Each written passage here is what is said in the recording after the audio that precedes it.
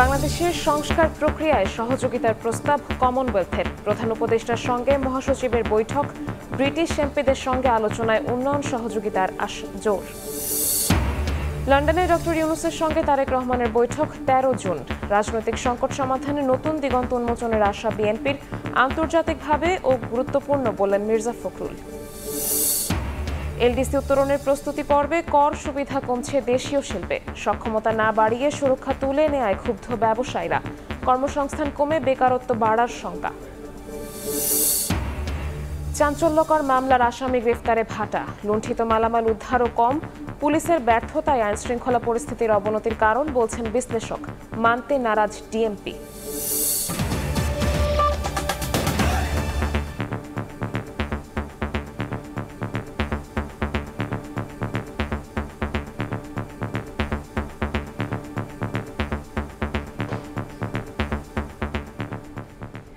ভোরের সময়ের সঙ্গে আছি আমি শবনব নিবিড়।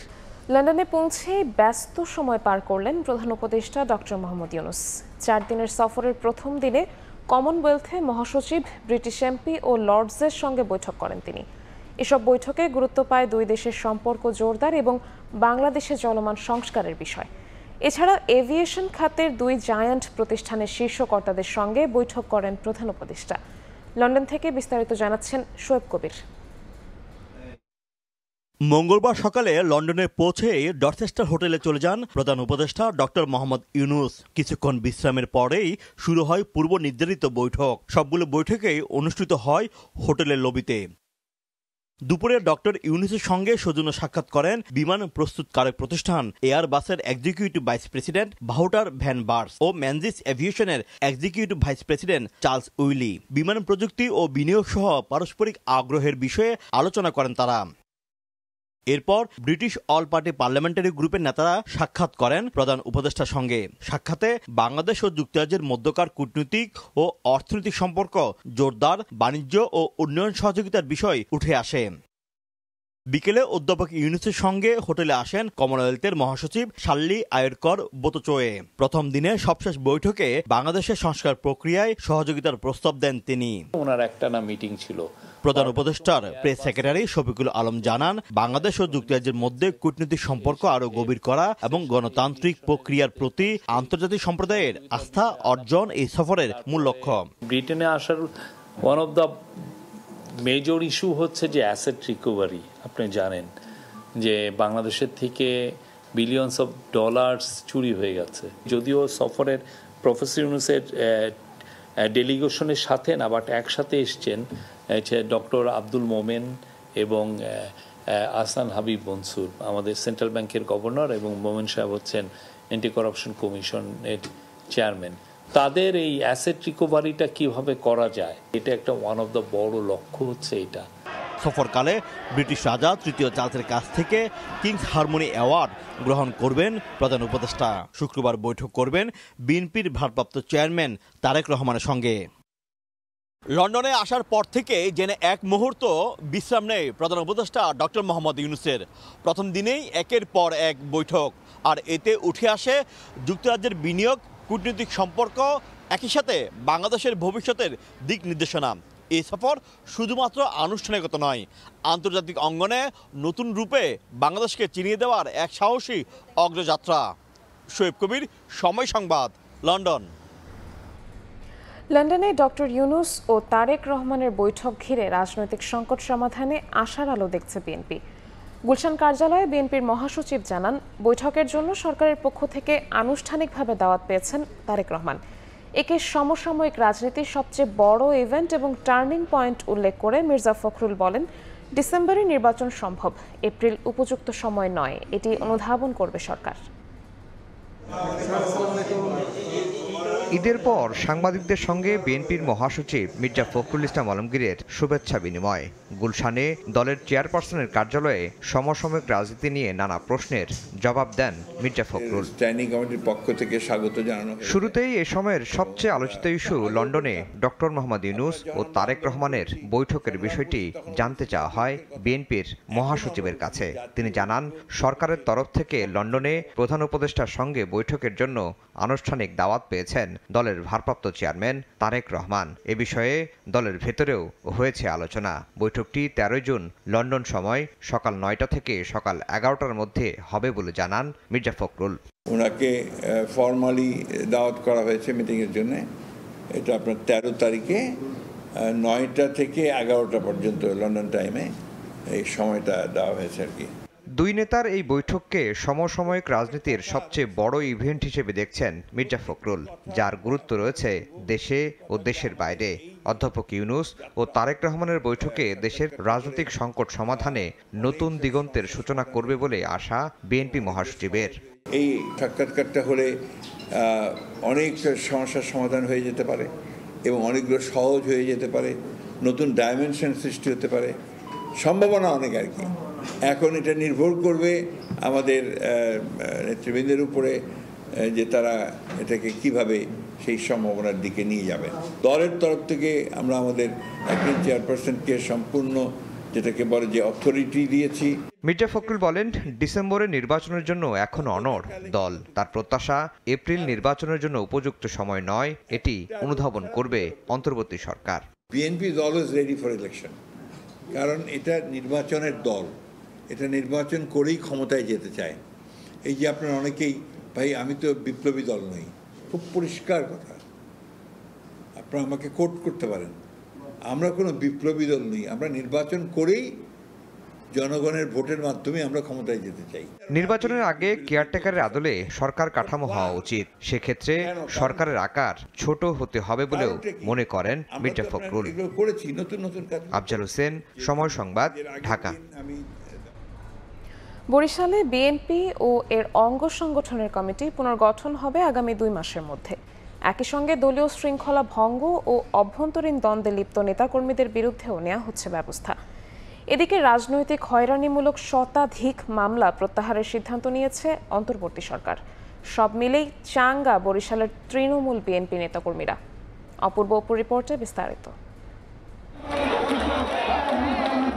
দীর্ঘ কয়েক বছর পর বরিশাল জেলা ছাত্রদলের 9টি উপজেলায় 65টি শিক্ষা প্রতিষ্ঠানে গঠন হয়েছে নতুন কমিটি। এতে জায়গা হয়েছে অনেক নতুন মুখের। আবার ছাত্রলীগ করত এমন কেউ কেউ পদ পেয়েছেন বলে অভিযোগ উঠেছে। তবে বিগত দিনের ত্যাগ যোগ্যতা বিবেচনায় জেলা উপজেলা বিএনপি এবং অঙ্গ ও সহযোগী সংগঠনের সব কমিটিও হালনাগাদ আগামী 2 মাসের মধ্যে হবে জানিয়েছে সংগঠনটি। ফ্যাসিবাদ বিরোধী যারা অন্যায়ভাবে হামলার শিকার হয়েছে তাদেরকে আইনি প্রক্রিয়ার মধ্যে দিয়েই তাদের বিরুদ্ধে যে মিথ্যা মামলাগুলি আছে সেগুলি উদ্ধ করা উচিত। রাজনৈতিক উদ্দেশ্যে যে সমস্ত প্রতিহিংসামূলক মামলা দায়ের করা হয়েছে সেই মামলাগুলো খুব দ্রুতই নিষ্পন্ন করা উচিত এবং সেই মামলা থেকে আমাদের নেতাকর্মীদেরকে মুক্তি দেওয়া উচিত। এই সরকারের কাছে আমাদের সেটা জোরালো দাবি থাকলো। গত 16 বছর নানাভাবে অত্যাচার নির্যাতনের শিকার হয় বিএনপি, কিন্তু 24-এর গণ অভ্যুত্থান পরবর্তী অনেক নেতাকর্মী বেপরোয়া হয়ে ওঠারও অভিযোগ ওঠে। তবে দলের হাইকমান্ড কঠোরভাবে নিয়ন্ত্রণে মাঠ পর্যায়ের হেভিওয়েট পদধারী থেকে শুরু করে অন্তত অর্ধশত জনকে দল থেকে বহিষ্কার সহ শাস্তির আওতায় এনেছেন। সবাইকে চিন্তা ভাবনা করে যদি কাউন্সিল করে কমিটি করা হতো তাহলে আমি ভালো বোধ করতাম এবং আগামী দিনে জনাব তারেক রহমানের হাতকে শক্তিশালী করা রাজনৈতিকভাবে এটা সহজ হতো। কিছু লোক খুব সুচতুর অপরাধীরা এখনো দলের মধ্যে ঘাপটি মেরে লুকিয়ে আছে। দলের পক্ষ থেকে লাগাতারভাবে সেই সমস্ত অপরাধীদেরকে আমরা চিহ্নিত করার চেষ্টা করছি এবং চলমান সংস্কার প্রক্রিয়ার মধ্য দিয়ে এই সমস্ত অসুস্থ রাজনৈতিক নেতাকর্মীদেরকে চিহ্নিত করে আমরা বিএনপির মূল স্রোত থেকে তাদেরকে বের করে দিব। এদিকে স্বরাষ্ট্র মন্ত্রণালয়ের চিঠিতে বরিশালের 100 রাজনৈতিক মামলা প্রত্যাহারের আদেশ হয়েছে জানিয়ে উচ্ছ্বাস প্রকাশ করেছেন তৃণমূল নেতারা। বরিশালের যে 100 মামলা প্রত্যাহার হয়েছে, বিএনপি নেতাকর্মীরা এ ব্যাপারে উদ্দীপনা আছে, কারণ এই মিথ্যা মামলাগুলো তারা দীর্ঘদিন কারাবরণ করেছে। 160 থেকে 70টি মামলা হয়েছে, তার ভিতরে 100টি রাজনৈতিক মামলা এই সরকার প্রত্যাহার করছে। এখন আমরা স্বস্তি পাচ্ছি এবং আমাদের যে বাকি মামলাগুলো আছে সেগুলো আস্তে আস্তে আমাদের প্রত্যাহার হবে। বরিশাল মহানগরে রয়েছে বিএনপির 42 সদস্য বিশিষ্ট আহ্বায়ক কমিটি। এখানে সংগঠন 4 ভাগে বিভক্তি হলেও বড় দলের নেতৃত্বের প্রতিযোগিতা থাকে বলছেন সিনিয়র নেতারা। সময় সংবাদ, বরিশাল। নির্বাচন কমিশনের বেঁধে দেওয়া শর্ত পূরণ করেই রাজনৈতিক দল হিসেবে নিবন্ধনের আবেদন করবে এনসিপি। রংপুরের সময় সংবাদকে একথা জানান দলটির সদস্য সচিব আখতার হোসেন। বলেন, ক্ষমতার ভারসাম্য, জবাবদিহিতা নিশ্চিত করা এবং ক্ষমতার বিকেন্দ্রীকরণকে গুরুত্ব দিয়েই ইশতেহার ঘোষণা করবে জাতীয় নাগরিক পার্টি। আব্দুর রশিদ জীবনের রিপোর্ট, ক্যামেরা ছিলেন তারিকুল ইসলাম। এরই মধ্যে ঘোষণা করা হয়েছে জাতীয় নির্বাচনের সময়সীমা। তাই তো তৃণমূলে নিজেদের দল গোছাতে দম ফেলার ফুসরত নেই জাতীয় নাগরিক পার্টির। রংপুরে সময় সংবাদকে দেয়া একান্ত সাক্ষাৎকারে দলটির সদস্য সচিব আখতার হোসেন জানান, জুলাইয়ের অভ্যুত্থানের প্রেক্ষাপটে বাংলাদেশের জনমানুষের আকাঙ্ক্ষা পূরণের লক্ষ্যেই রাজনৈতিকভাবে যাত্রা শুরু করেছে তার দল এনসিপি। দল হিসেবে নিবন্ধনের জন্য নির্বাচন কমিশনের বেঁধে দেওয়া সব শর্ত ইতোমধ্যে পূরণ করেছে জাতীয় নাগরিক পার্টি। যে সংখ্যক উপজেলা এবং জেলায় কমিটি হলে পরে নিবন্ধনের জন্য আবেদন করা যায়, আমরা ইতিমধ্যে সেটা সম্পূর্ণ করতে পেরেছি। আমরা আশাবাদী যে অল্প সময়ের মধ্যে আমরা নিবন্ধনের জন্য আমাদের ডকুমেন্টসগুলো আমরা সাবমিট করতে পারবো এবং একই সময়ে সারা দেশে আমাদের সদস্য সংগ্রহ কর্মসূচি চলছে। মানবিক মর্যাদা, সামাজিক সুবিচার বাস্তবায়নের লক্ষ্যে জবাবদিহিতা নিশ্চিত করা এবং ক্ষমতার বিকেন্দ্রীকরণকে গুরুত্ব দিয়েই ইশতেহার ঘোষণা করবে এনসিপি, জানান আখতার হোসেন। জাতীয় নাগরিক পার্টির গঠনতন্ত্রের বিষয়ে আমরা একটা টিম করেছি। আমরা এক সাধারণ সভায় গঠনতন্ত্রের বিষয়ে কথা বলেছি, যেখানে অনেকগুলো বিষয়ে আমরা আমাদের বক্তব্য স্পষ্ট করব। একই সাথে দীর্ঘমেয়াদী যে লক্ষ্য, সেই লক্ষ্যকে মাথায় রেখে আমরা আমাদের ঘোষণাপত্র, আমাদের গঠনতন্ত্র এবং ইশতেহারের যে বিষয়গুলো আছে সেগুলোকে আমরা ঢেলে সাজাবো। গত মাস থেকে দেশের উত্তরাঞ্চল ও দক্ষিণাঞ্চলে দলের সাংগঠনিক গতিশীলতা বাড়াতে অলিগলি, পাড়া মহল্লায় গণসংযোগ, পথসভা ও লিফলেট বিতরণ করছে জাতীয় নাগরিক পার্টি। আব্দুর রশিদ জীবন, সময় সংবাদ, রংপুর। জুলাই গণহত্যা মামলায় বেশি নাম থাকায় তদন্তে বিঘ্ন ঘটছে বলে জানিয়েছেন স্বরাষ্ট্র উপদেষ্টা। সকালে গাজীপুরের গাছা থানা পরিদর্শন শেষে কথা বলেন তিনি। সাবেক রাষ্ট্রপতির দেশত্যাগের ঘটনায় বরখাস্ত পুলিশ কর্মকর্তাদের বিষয়ে তদন্ত করে পুনরায় বিবেচনা করা হবে বলেও জানান উপদেষ্টা।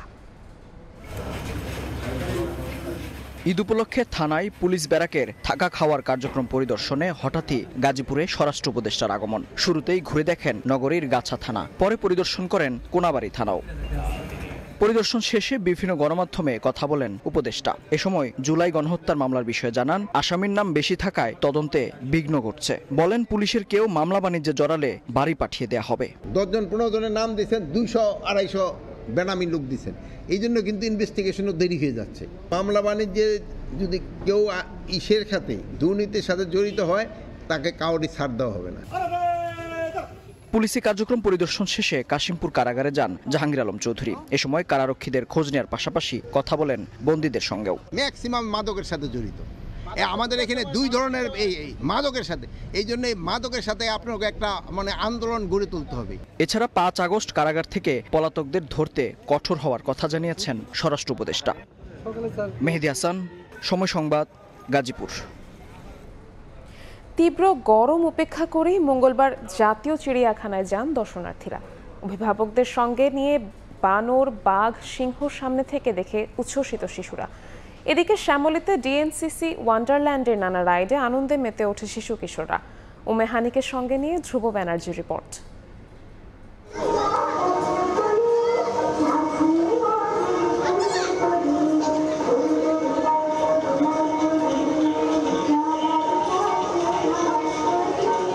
ঈদের ছুটি প্রায় শেষ হতে চলল। ছুটির এ সময়ে ফুরোয়নি ছোট্ট শিশুর বায়না। তাই তো শিশুদের নিয়ে অভিভাবকরা ঘুরে বেড়াচ্ছেন রাজধানীর বিভিন্ন বিনোদন কেন্দ্রে।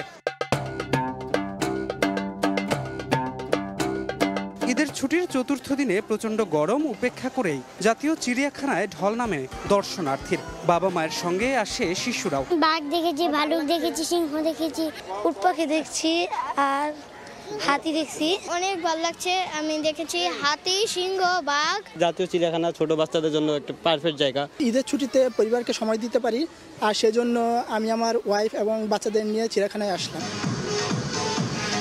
এদিকে সকাল থেকেই শ্যামলীর শিশু পার্কে শিশুদের উচ্ছ্বসিত ভিড়। উদ্দেশ্য মজার রাইডে চড়া। আমার এখানে এসে খুবই ভালো লাগছে। আমি অনেকগুলো রাইডে উঠেছি। হাঁস তো চড়ছি, গাড়িটাও চড়ছি। সন্তানদের এমন বাঁধ ভাঙা উচ্ছ্বাসে বাবা মার চোখে মুখে প্রশান্তির ছাপ। ঈদের আনন্দকে পূর্ণতা দিতে বাচ্চাদের নিয়ে ঘুরতে আসতে পারায় তৃপ্ত অভিভাবকরা। ধ্রুব ব্যানার্জি, সময় সংবাদ, ঢাকা। শহুরে বিনোদন কেন্দ্র, পাহাড়ি নদী কিংবা সাগর, ঈদের ছুটিতে মুখর বিভিন্ন জেলার পর্যটন স্পট। রোদ বৃষ্টি উপেক্ষা করে আনন্দে মাতেন দর্শনার্থী, ভ্রমণ পিপাসুরা। উদযাপনে বাড়তি মাত্রা যোগ করে ডিজের তালে পানিতে জলকেলি।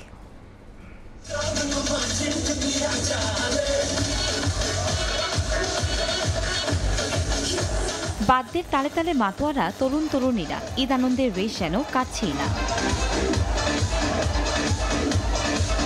ঈদের চতুর্থ দিন মঙ্গলবারও শত শত দর্শনার্থীর ভিড় চট্টগ্রামের ফয়েজলেকে সি ওয়ার্ল্ডে। পানিভিত্তিক রাইডে ছিল সবচেয়ে বেশি আকর্ষণ। ড্যান্সিং ফ্লোরের পাশাপাশি ওয়েবপুরের আনন্দে মাতেন ভ্রমণ পিপাসুরা।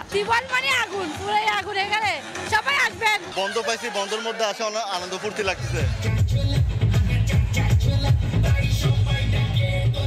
বাংলা, হিন্দি ও ডিজে মিউজিকের তালে তালে নরসিংদী ড্রিম হলিডে ওয়াটার পার্কে পানির ঢেউয়ে নেচে গিয়ে আনন্দ করছেন সব বয়সের মানুষ। পরিবার পরিজন নিয়ে অনেকে চড়ছেন প্যাডেল বোটে, ঘুরে ঘুরে দেখছেন ভূতের রাজ্য।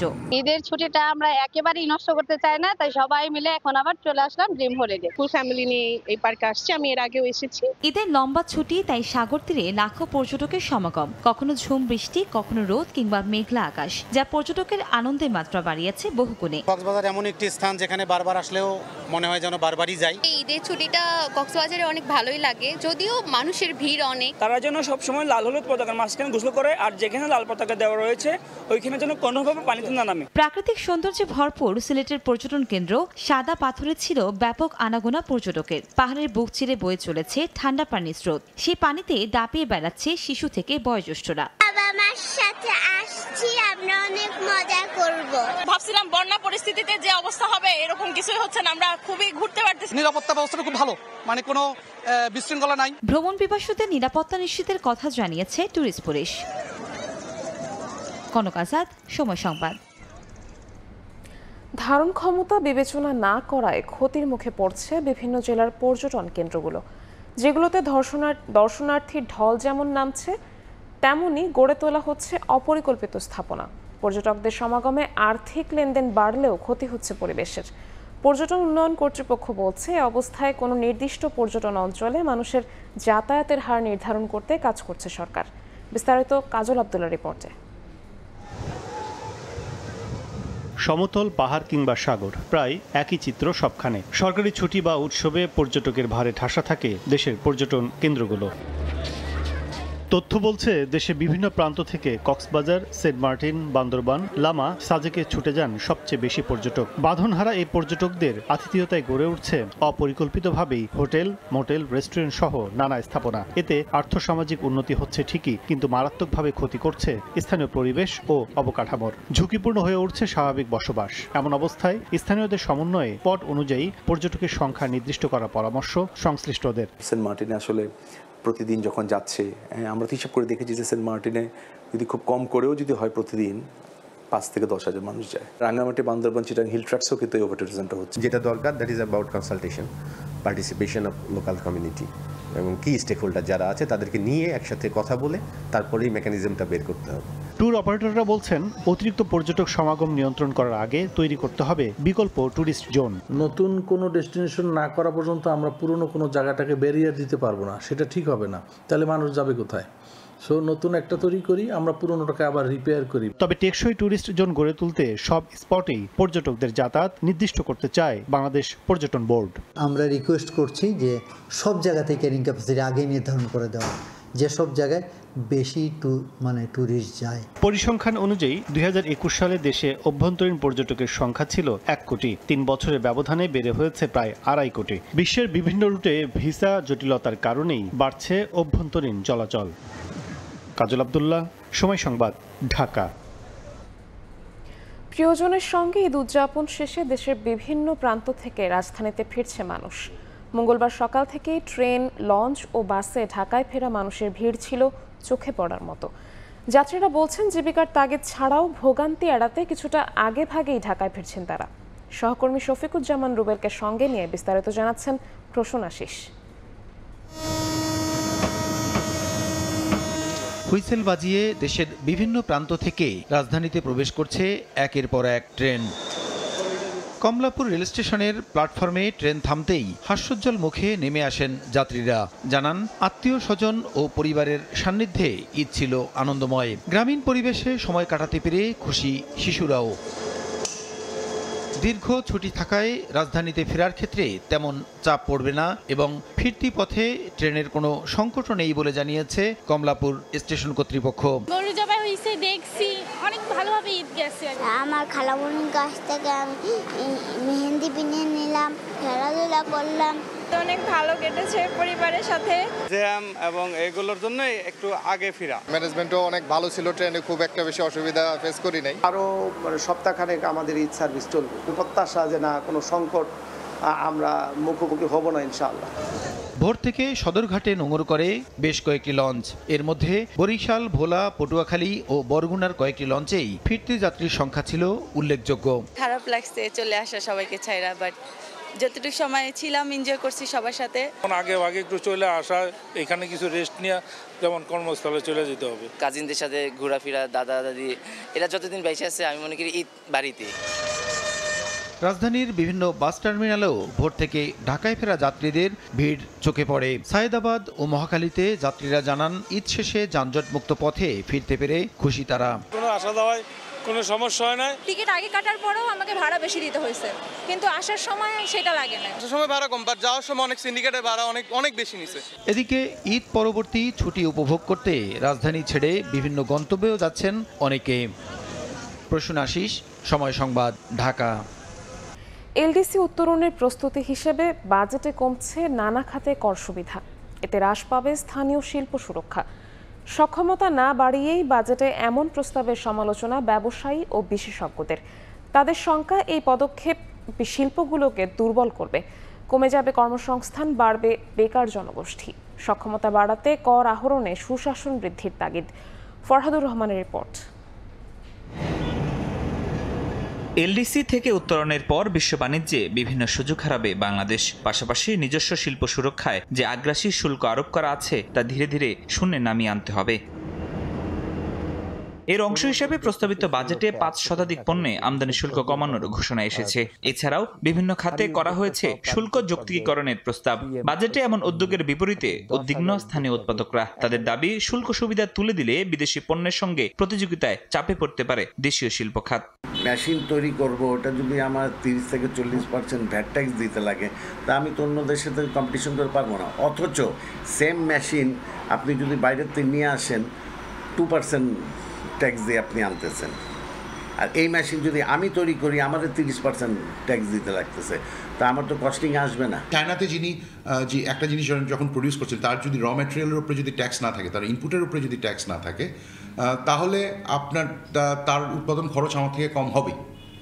কিন্তু আমার যদি উৎপাদন খরচ যদি আমার উপকরণের উপরে বেড়ে যায়, তাহলে কিন্তু আসলে আমাদের খরচ কমানোর কোনো সম্ভাবনা থাকছে না। আর এই পার্সপেক্টিভে আমি মনে করি যে স্থানীয় শিল্পের যে উপরে যেই প্রোটেকশনটা দেওয়া হয়, সেটা সরিয়ে নেওয়াটা কোনোভাবেই উচিত হবে না। বিশেষজ্ঞরা বলছেন, দেশে উৎপাদিত হয় এমন বিদেশি পণ্যের শুল্ক কমানোর প্রস্তাবে এই সংশ্লিষ্ট শিল্প প্রবৃদ্ধি ও কর্মসংস্থানে নেতিবাচক প্রভাব পড়ার শঙ্কা রয়েছে। কর অবকাশ সুবিধা না বাড়ানো ও শুল্ক হ্রাসে স্থানীয় শিল্পের সুরক্ষা কমছে বলে মনে করছেন তারা। আমার মূল লক্ষ্য থাকবে বা উচিত হচ্ছে আমার দেশি শিল্পকে সুরক্ষা দেওয়া। কারণ আমার দেশি বিনিয়োগ যদি না হয়, দেশে যদি উৎপাদন না হয়, দেশের মানুষ যদি কর্মসৃজন না হয়, বেসরকারি খাত যদি বসে যায়, হয়ে যায়, তাহলে আমি ওই অন্য কোনো কিছু আর পাবো না। আগের সরকারের ধারাবাহিকতায় এলডিসি উত্তরণে নেয়া পদক্ষেপগুলো বিশ্ব বাণিজ্যে প্রতিযোগিতায় স্থানীয় শিল্পগুলো যথেষ্ট প্রস্তুত কিনা সেই প্রশ্ন রয়েছে সংশ্লিষ্টদের মাঝে। ফরহাদুর রহমান, সময় সংবাদ, ঢাকা। জুলাইয়ে হতাহতের বাড়িতে মৌসুমি ফল দিয়ে ফেরার পথে গোপালগঞ্জের মুকসুদপুরে হামলার শিকার হয়েছেন মাদারীপুর জেলা বৈষম্য বিরোধী ছাত্র আন্দোলনের 5 নেতা। গুরুতর অবস্থায় তাদের ভর্তি করা হয়েছে হাসপাতালে। ইফটিজিংয়ের প্রতিবাদ করায় হামলা চালানো হয়েছে জানিয়ে দোষীদের বিচার দাবি করেছেন স্বজনরা। এরই মধ্যে সিসিটিভি ফুটেজ দেখে একজনকে আটক করেছে পুলিশ। সিসিটিভি ফুটেজে দেখা যায় একটি রেস্তোরাঁর ভেতর থেকে টেনে হিঁচড়ে নিয়ে আসা হচ্ছে বৈষম্য বিরোধী ছাত্র আন্দোলনের কয়েকজন নেতাকে।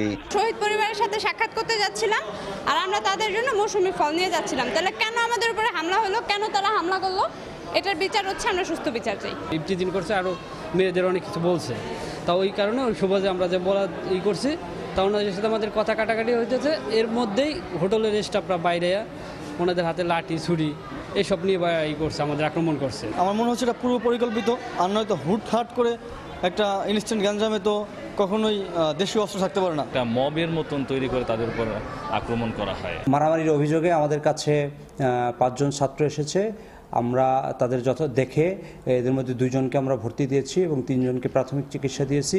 2 জনের অবস্থা স্থিতিশীল আছে এবং আমাদের অবজারভেশনে চিকিৎসাধীন আছে।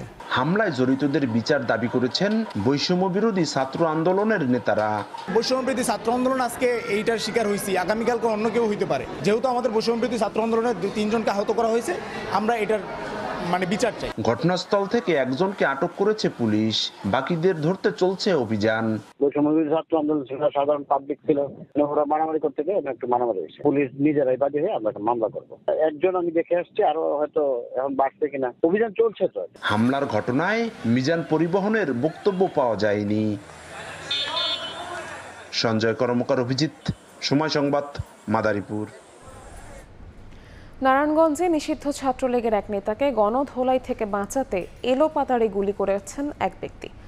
মঙ্গলবার বিকেলে রূপগঞ্জের ভুলতা ইউনিয়নের মাঝিপাড়া এলাকায় এ ঘটনা ঘটে। স্থানীয়দের অভিযোগ, এলাকায় অপতৎপরতা চালানোর অভিযোগে নিষিদ্ধ ছাত্রলীগ নেতা খোকাকে গণধোলাই দেন এলাকাবাসী। তখন তাকে ছাড়িয়ে নিতে পিস্তল দিয়ে গুলি করেন বাবু নামের একজন। এতে এক ব্যবসায়ী গুলিবিদ্ধ হন। পরে স্থানীয়দের ধাওয়ায় পালিয়ে যান অস্ত্রধারী বাবু, আর খোকাকে পুলিশে সোপর্দ করেন উত্তেজিত জনতা। পবিত্র হজ পালন শেষে দেশে ফিরতে শুরু করেছেন হাজিরা। ফিরতি ফ্লাইট শুরুর প্রথম দিন মঙ্গলবার ফিরেছেন প্রায় 5,000 জন। ফিরতি ফ্লাইট চলবে 10 জুলাই পর্যন্ত। সৌদি আরবে হজ পালন শেষে দেশে ফিরতে শুরু করেছেন বাংলাদেশি হাজিরা। মঙ্গলবার শুরু হয়েছে ফিরতি ফ্লাইট। প্রথম দিনে 12টি ফ্লাইটে দেশে ফিরছেন 4,904 জন হাজি। হজ পালন শেষে ভোগান্তি ছাড়া নির্বিঘ্নে দেশে ফিরতে পেরে সন্তোষ প্রকাশ করেন হাজিরা। আল্লাহর কাছে শুকরিয়া আদায় করতেছি যে আমরা চলে এসেছি আজকে প্রথম ফ্লাইটে। মন তৃপ্তি করে আমাদের হজ কাজগুলো সম্পূর্ণ করতে পারছি ইনশাআল্লাহ।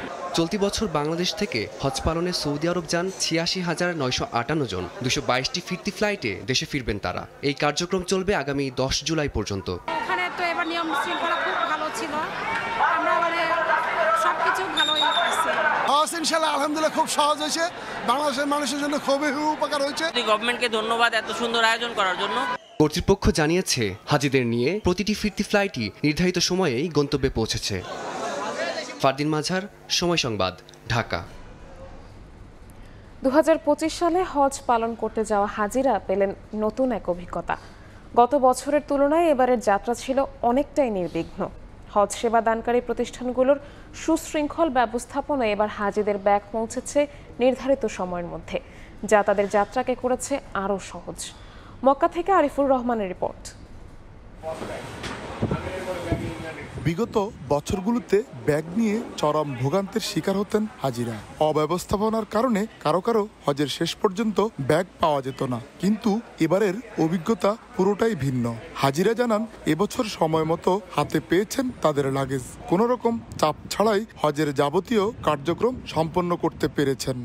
নির্ধারিত ওনারা আমাদেরকে যথেষ্ট সহায়তা করছেন। 4 থেকে 6 ঘন্টার মধ্যে আমরা আমাদের লাগেজগুলো পেয়ে গেছি এবং সুন্দরভাবে সেটা যেখানেই গেছি সেখানে লাগেজগুলো তারা সুন্দরভাবে ক্যারি করেছে। আমরা যখন মদিনায় চলে যাচ্ছি, তারা তাদের নিজ দায়িত্বে সমস্ত লাগেজগুলো তারা তাদের বাসে বা কার্গোতে উঠাই দিচ্ছে। হাজিরা বলেছেন তারা ভাবতেও পারেননি যে হজ যাত্রা এতটা সহজ হবে। ব্যাগ নিয়ে চিন্তা করতে হয়নি এবং তাই তারা পুরোপুরি মনোযোগ দিতে পেরেছেন ইবাদতে। হজ সেবাদানকারী প্রতিষ্ঠানগুলোর পক্ষ থেকে জানানো হয় হাজিদের সুবিধার কথা মাথায় রেখে পরিকল্পনা তৈরি করেছে তারা, যাতে কোনো ধরনের বিড়ম্বনার শিকার না হন হাজিরা। যত হাজি আসছে এদেরকে ব্যাগগুলো সুন্দরভাবে আমরা সার্ভিস দিয়েছি, এতে কোনো ব্যাগের কোনো ক্ষয়ক্ষতি হয় নাই। হাজিরাও আলহামদুলিল্লাহ ভালোভাবে সন্তুষ্ট হয়েছে আমাদের প্রতি। ব্যবস্থাপনা প্রতিষ্ঠানগুলোর লক্ষ্য ছিল সুষ্ঠু ও সুশৃঙ্খল পরিবহন ব্যবস্থা নিশ্চিত করা। ব্যাগের সুষ্ঠু ব্যবস্থাপনা এবং সেবার মান বৃদ্ধির ফলে এবার নির্বিঘ্নে হজ পালন করতে পারছেন হাজিরা।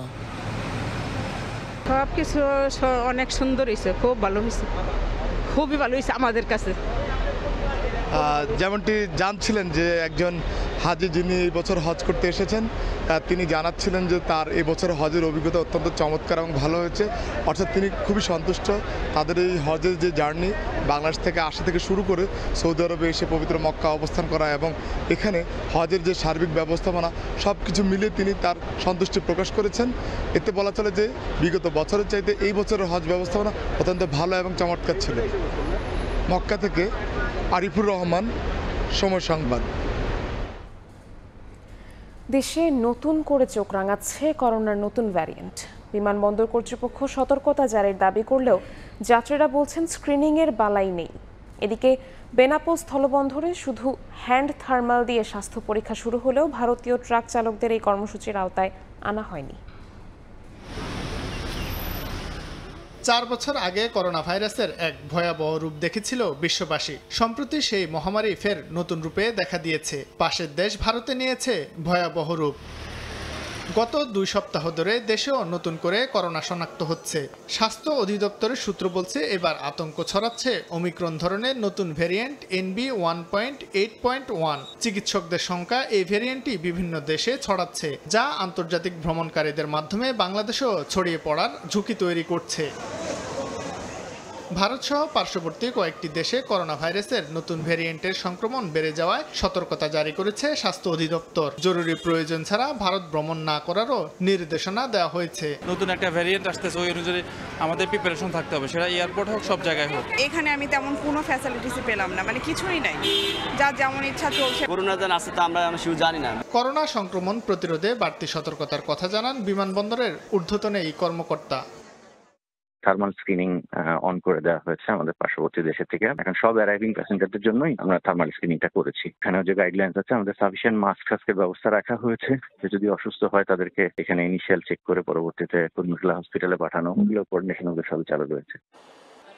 দেশে করোনা সংক্রমণের ভয়াবহতা এড়াতে বিমানবন্দরের পাশাপাশি বেনাপোল স্থলবন্দরেও জারি করা হয়েছে সতর্কতা। ইমিগ্রেশন চেকপোস্টে ভারত থেকে আসা পাসপোর্টধারী যাত্রীদের স্বাস্থ্য পরীক্ষা করা হয়। তবে পণ্যবাহী ভারতীয় ট্রাক চালকদের এখনও এই কর্মসূচির আওতায় আনা হয়নি। শাহিন আলম, সময় সংবাদ, ঢাকা। প্রয়োজনীয় জনবলের অভাবে ধুঁকে ধুঁকে চলছে নওগাঁর 11 উপজেলার স্বাস্থ্য কমপ্লেক্সের কার্যক্রম। সেবা নিতে গিয়ে উল্টো ভোগান্তির শিকার রোগী ও তার স্বজনরা। যদিও স্বাস্থ্য কর্মকর্তারা বলছেন সমস্যা সমাধানে ঊর্ধ্বতন কর্মকর্তাদের সঙ্গে আলোচনা চলছে। নওগাঁর বদলগাছি উপজেলা স্বাস্থ্য কমপ্লেক্স। নানা রোগে আক্রান্ত রোগীরা ভিড় করছেন সেবা নিতে, কিন্তু চাপ সামলাতে নেই পর্যাপ্ত চিকিৎসক। মাত্র 3 জন চিকিৎসক দিয়ে চলছে হাসপাতালটি। একই অবস্থা জেলার মান্দা, মহাদেবপুর, পত্নীতলা ও সাপাহার উপজেলা স্বাস্থ্য কমপ্লেক্সের। 30 থেকে 31 চিকিৎসকের বিপরীতে সেবা দিচ্ছেন মাত্র 2 থেকে 3 জন। রয়েছে প্রয়োজনীয় যন্ত্রপাতি ও লোকবলের সংকট। এজন্য বাধ্য হয়ে অনেকেই যাচ্ছেন বেসরকারি ক্লিনিকে। এতে সময় ও খরচ দুটোই বেশি লাগছে। এমার্জেন্সিতে একটা ডাক্তার, এখানে ওয়ার্ডের কোনো ডাক্তার নেই। খালি দুটো বড়ি দিয়ে গেছে আর স্যালাইন দেওয়ার পর থেকে একটা খোঁজই নেই। ওষুধ বড়ি এলা যদি না পাওয়া যায় মানে লোকজন তো চলে যাবে। মোটে এখন 6 জন চিকিৎসক আমরা সেবা দিচ্ছি, এমার্জেন্সি, ইনডোর, আউটডোর সবকিছু মিলে। নতুন রোগ না নিয়ে হওয়া পর্যন্ত নয়তো আমাদের এভাবেই পার করতে। সংকট নিরসনে সংশ্লিষ্ট মন্ত্রণালয়কে জানানো হয়েছে বললেন সিভিল সার্জন। অতি শীঘ্রই এই জেলায় মেডিকেল অফিসারের পদায়ন করবেন। আশা করি আমার ঊর্ধ্বতন কর্তৃপক্ষ এই বিষয়ে সচেষ্ট আছেন এবং শীঘ্রই আমরা মেডিকেল অফিসার এই উপজেলায়, এই জেলায় পদায়ন পাব। নওগাঁর 11 উপজেলায় 319 চিকিৎসকের বিপরীতে কর্মরত আছেন মাত্র 84 জন। এমআর রকি, সময় সংবাদ, নওগাঁ। রাজশাহীর নন্দনগাছি রেলওয়ে স্টেশনের সংস্কার ও আন্তনগর ট্রেনের স্টপেজের দাবিতে অবরোধ কর্মসূচি পালন করছেন স্থানীয়রা। এতে বন্ধ রয়েছে ঢাকা-খুলনা রুটে ট্রেন চলাচল। বিস্তারিত জানাতে সেখানে আছেন রিপোর্টার মওদুদ রানা। সরাসরি যাচ্ছি তার কাছে। রানা, রাজশাহীর চারঘাট উপজেলার নন্দনগাছি রেল স্টেশনের একটু দূরে রাজশাহী থেকে খুলনা অভিমুখে ছেড়ে আসা সাগরদাড়ি এক্সপ্রেস ট্রেনটি স্থানীয়রা আটকে দিয়েছেন এবং এর ফলে ট্রেনটি গত ২০ মিনিট ধরে এই যে স্থানটিতে আটকে রয়েছে এবং যাত্রীরা বলছেন যে তারা ভোগান্তিতে পড়েছেন। অন্যদিকে রাজশাহী থেকে ঢাকা অভিমুখে যাওয়া মধুমতি যেই ট্রেনটি রয়েছে সেই ট্রেনটি ৬টা ৪০-এ ঢাকার উদ্দেশ্যে যাত্রা শুরু করার কথা, সেই ট্রেনটিও আটকা পড়েছে। স্থানীয়রা যেটি বলছেন যে তারা নন্দনগাছি রেল স্টেশনে স্টপেজ চান এবং সেখানে তারা 4টি ট্রেনের থামানোর কথা অর্থাৎ যাত্রা বিরতির কথা বলছেন। তারা বলছেন যে 4টি ট্রেনের স্টপেজ কারণে তারা আন্দোলন করছেন এবং সেই 4টি ট্রেনের একটি ট্রেন হচ্ছে সিল্ক সিটি বরেন্দ্র এক্সপ্রেস এবং 2টি ট্রেনের মধ্যে রয়েছে ঢালার চর। তারা যেটি বলছেন যে এই স্টেশনটি 1929 সালে স্থাপিত হয়, এরপর 2015 সালের শেষ দিকে এই স্টেশনের কার্যক্রম বন্ধ করে রেল বিভাগ। সেখানে 12 জন জনবল থাকলেও এখন মাত্র 1 জন জনবল রয়েছে এবং এখানকার যারা স্থানীয়রা, যেহেতু এখানে কোনো স্টেশন মাস্টার নেই, সে কারণে এই স্টেশন থেকে কোনো টিকিট কাটতে পারেন না, তারা অন্য স্টেশন থেকে টিকিট কেটে যাত্রা করেন। সে কারণেই তারা আন্দোলন শুরু করেন এবং গত মে মাসের 1 তারিখ থেকে তারা নানানভাবে আন্দোলন করে আসছেন এবং সর্বশেষ তাদের দাবি দেওয়া আদায় না হওয়ায় তারা আজকে সকালে যে নন্দনগাছি স্টেশন রয়েছে সেই স্টেশনের 2 পাশের 2টি লাল পতাকা আর এখানে তারা টাঙিয়েছেন এবং এই লাল পতাকার কারণেই এই ট্রেনটি থেমে গেছে।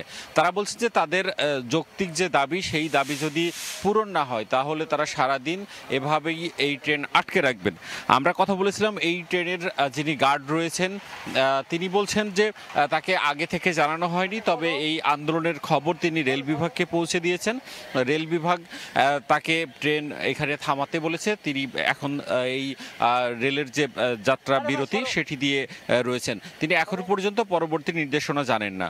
আমরা রেল কর্তৃপক্ষের সাথে কথা বলেছিলাম, তারা যেটি বলছেন যে তারা স্থানীয়দের সাথে নানানভাবে কথা বলেছেন এবং তারা যখন আন্দোলন শুরু করে সেই সময় থেকেই তারা তাদের যে এখানে এই স্টেশনটি পূর্ণাঙ্গভাবে চালু করতে যে প্রতিবন্ধকতাগুলো রয়েছে সেগুলোর ব্যাপারে বলেছেন এবং তারা বলছেন যে এটি এই সমস্যা সমাধানের সময় লাগবে। হুট করেই এভাবে আন্দোলন করে বা ট্রেন বন্ধ করে এই সমস্যার নিরসন হবে না। তারা বলছেন যে তারা স্থানীয়দের সাথে কথা বলছেন, দ্রুতই যাতে এই সমস্যার নিরসন হয় সেটি তারা দেখবেন। আর আপনাকে জানিয়ে রাখি, এই ট্রেনটি বন্ধ থাকলে ঈদ যাত্রা অর্থাৎ ঢাকায় ফেরার যে যাত্রা সেটি বিলম্ব হবে এবং বনলতা, মধুমতি, পদ্মা, সিল্ক সিটি এই 3টি ট্রেনের যাত্রা বিরতি বিলম্ব হবে। এই ছিল রাজশাহী থেকে আমার কাছে সর্বশেষ। আমরা সরাসরি যুক্ত ছিলাম রাজশাহীতে। ভারতে পালানোর সময় বেনাপোল ইমিগ্রেশন গোপালগঞ্জ জেলা আওয়ামী লীগের সাধারণ সম্পাদক শাহাবুদ্দিন আহমেদকে গ্রেফতার করেছে পুলিশ। পুলিশ জানায় মঙ্গলবার সকাল 11:30টার দিকে ইমিগ্রেশন পুলিশ তাকে গ্রেফতার করে। গ্রেফতারকৃত আসামির নামে গোপালগঞ্জ ও ঢাকার যাত্রাবাড়ি থানায় হত্যা মামলা রয়েছে। এর আগে ভারতে পালানোর সময় ইমিগ্রেশন ভবন থেকে 14 আওয়ামী লীগের নেতাকে গ্রেফতার করে পুলিশ, যারা 5 আগস্টের পর হত্যা সহ বিভিন্ন মামলার আসামি।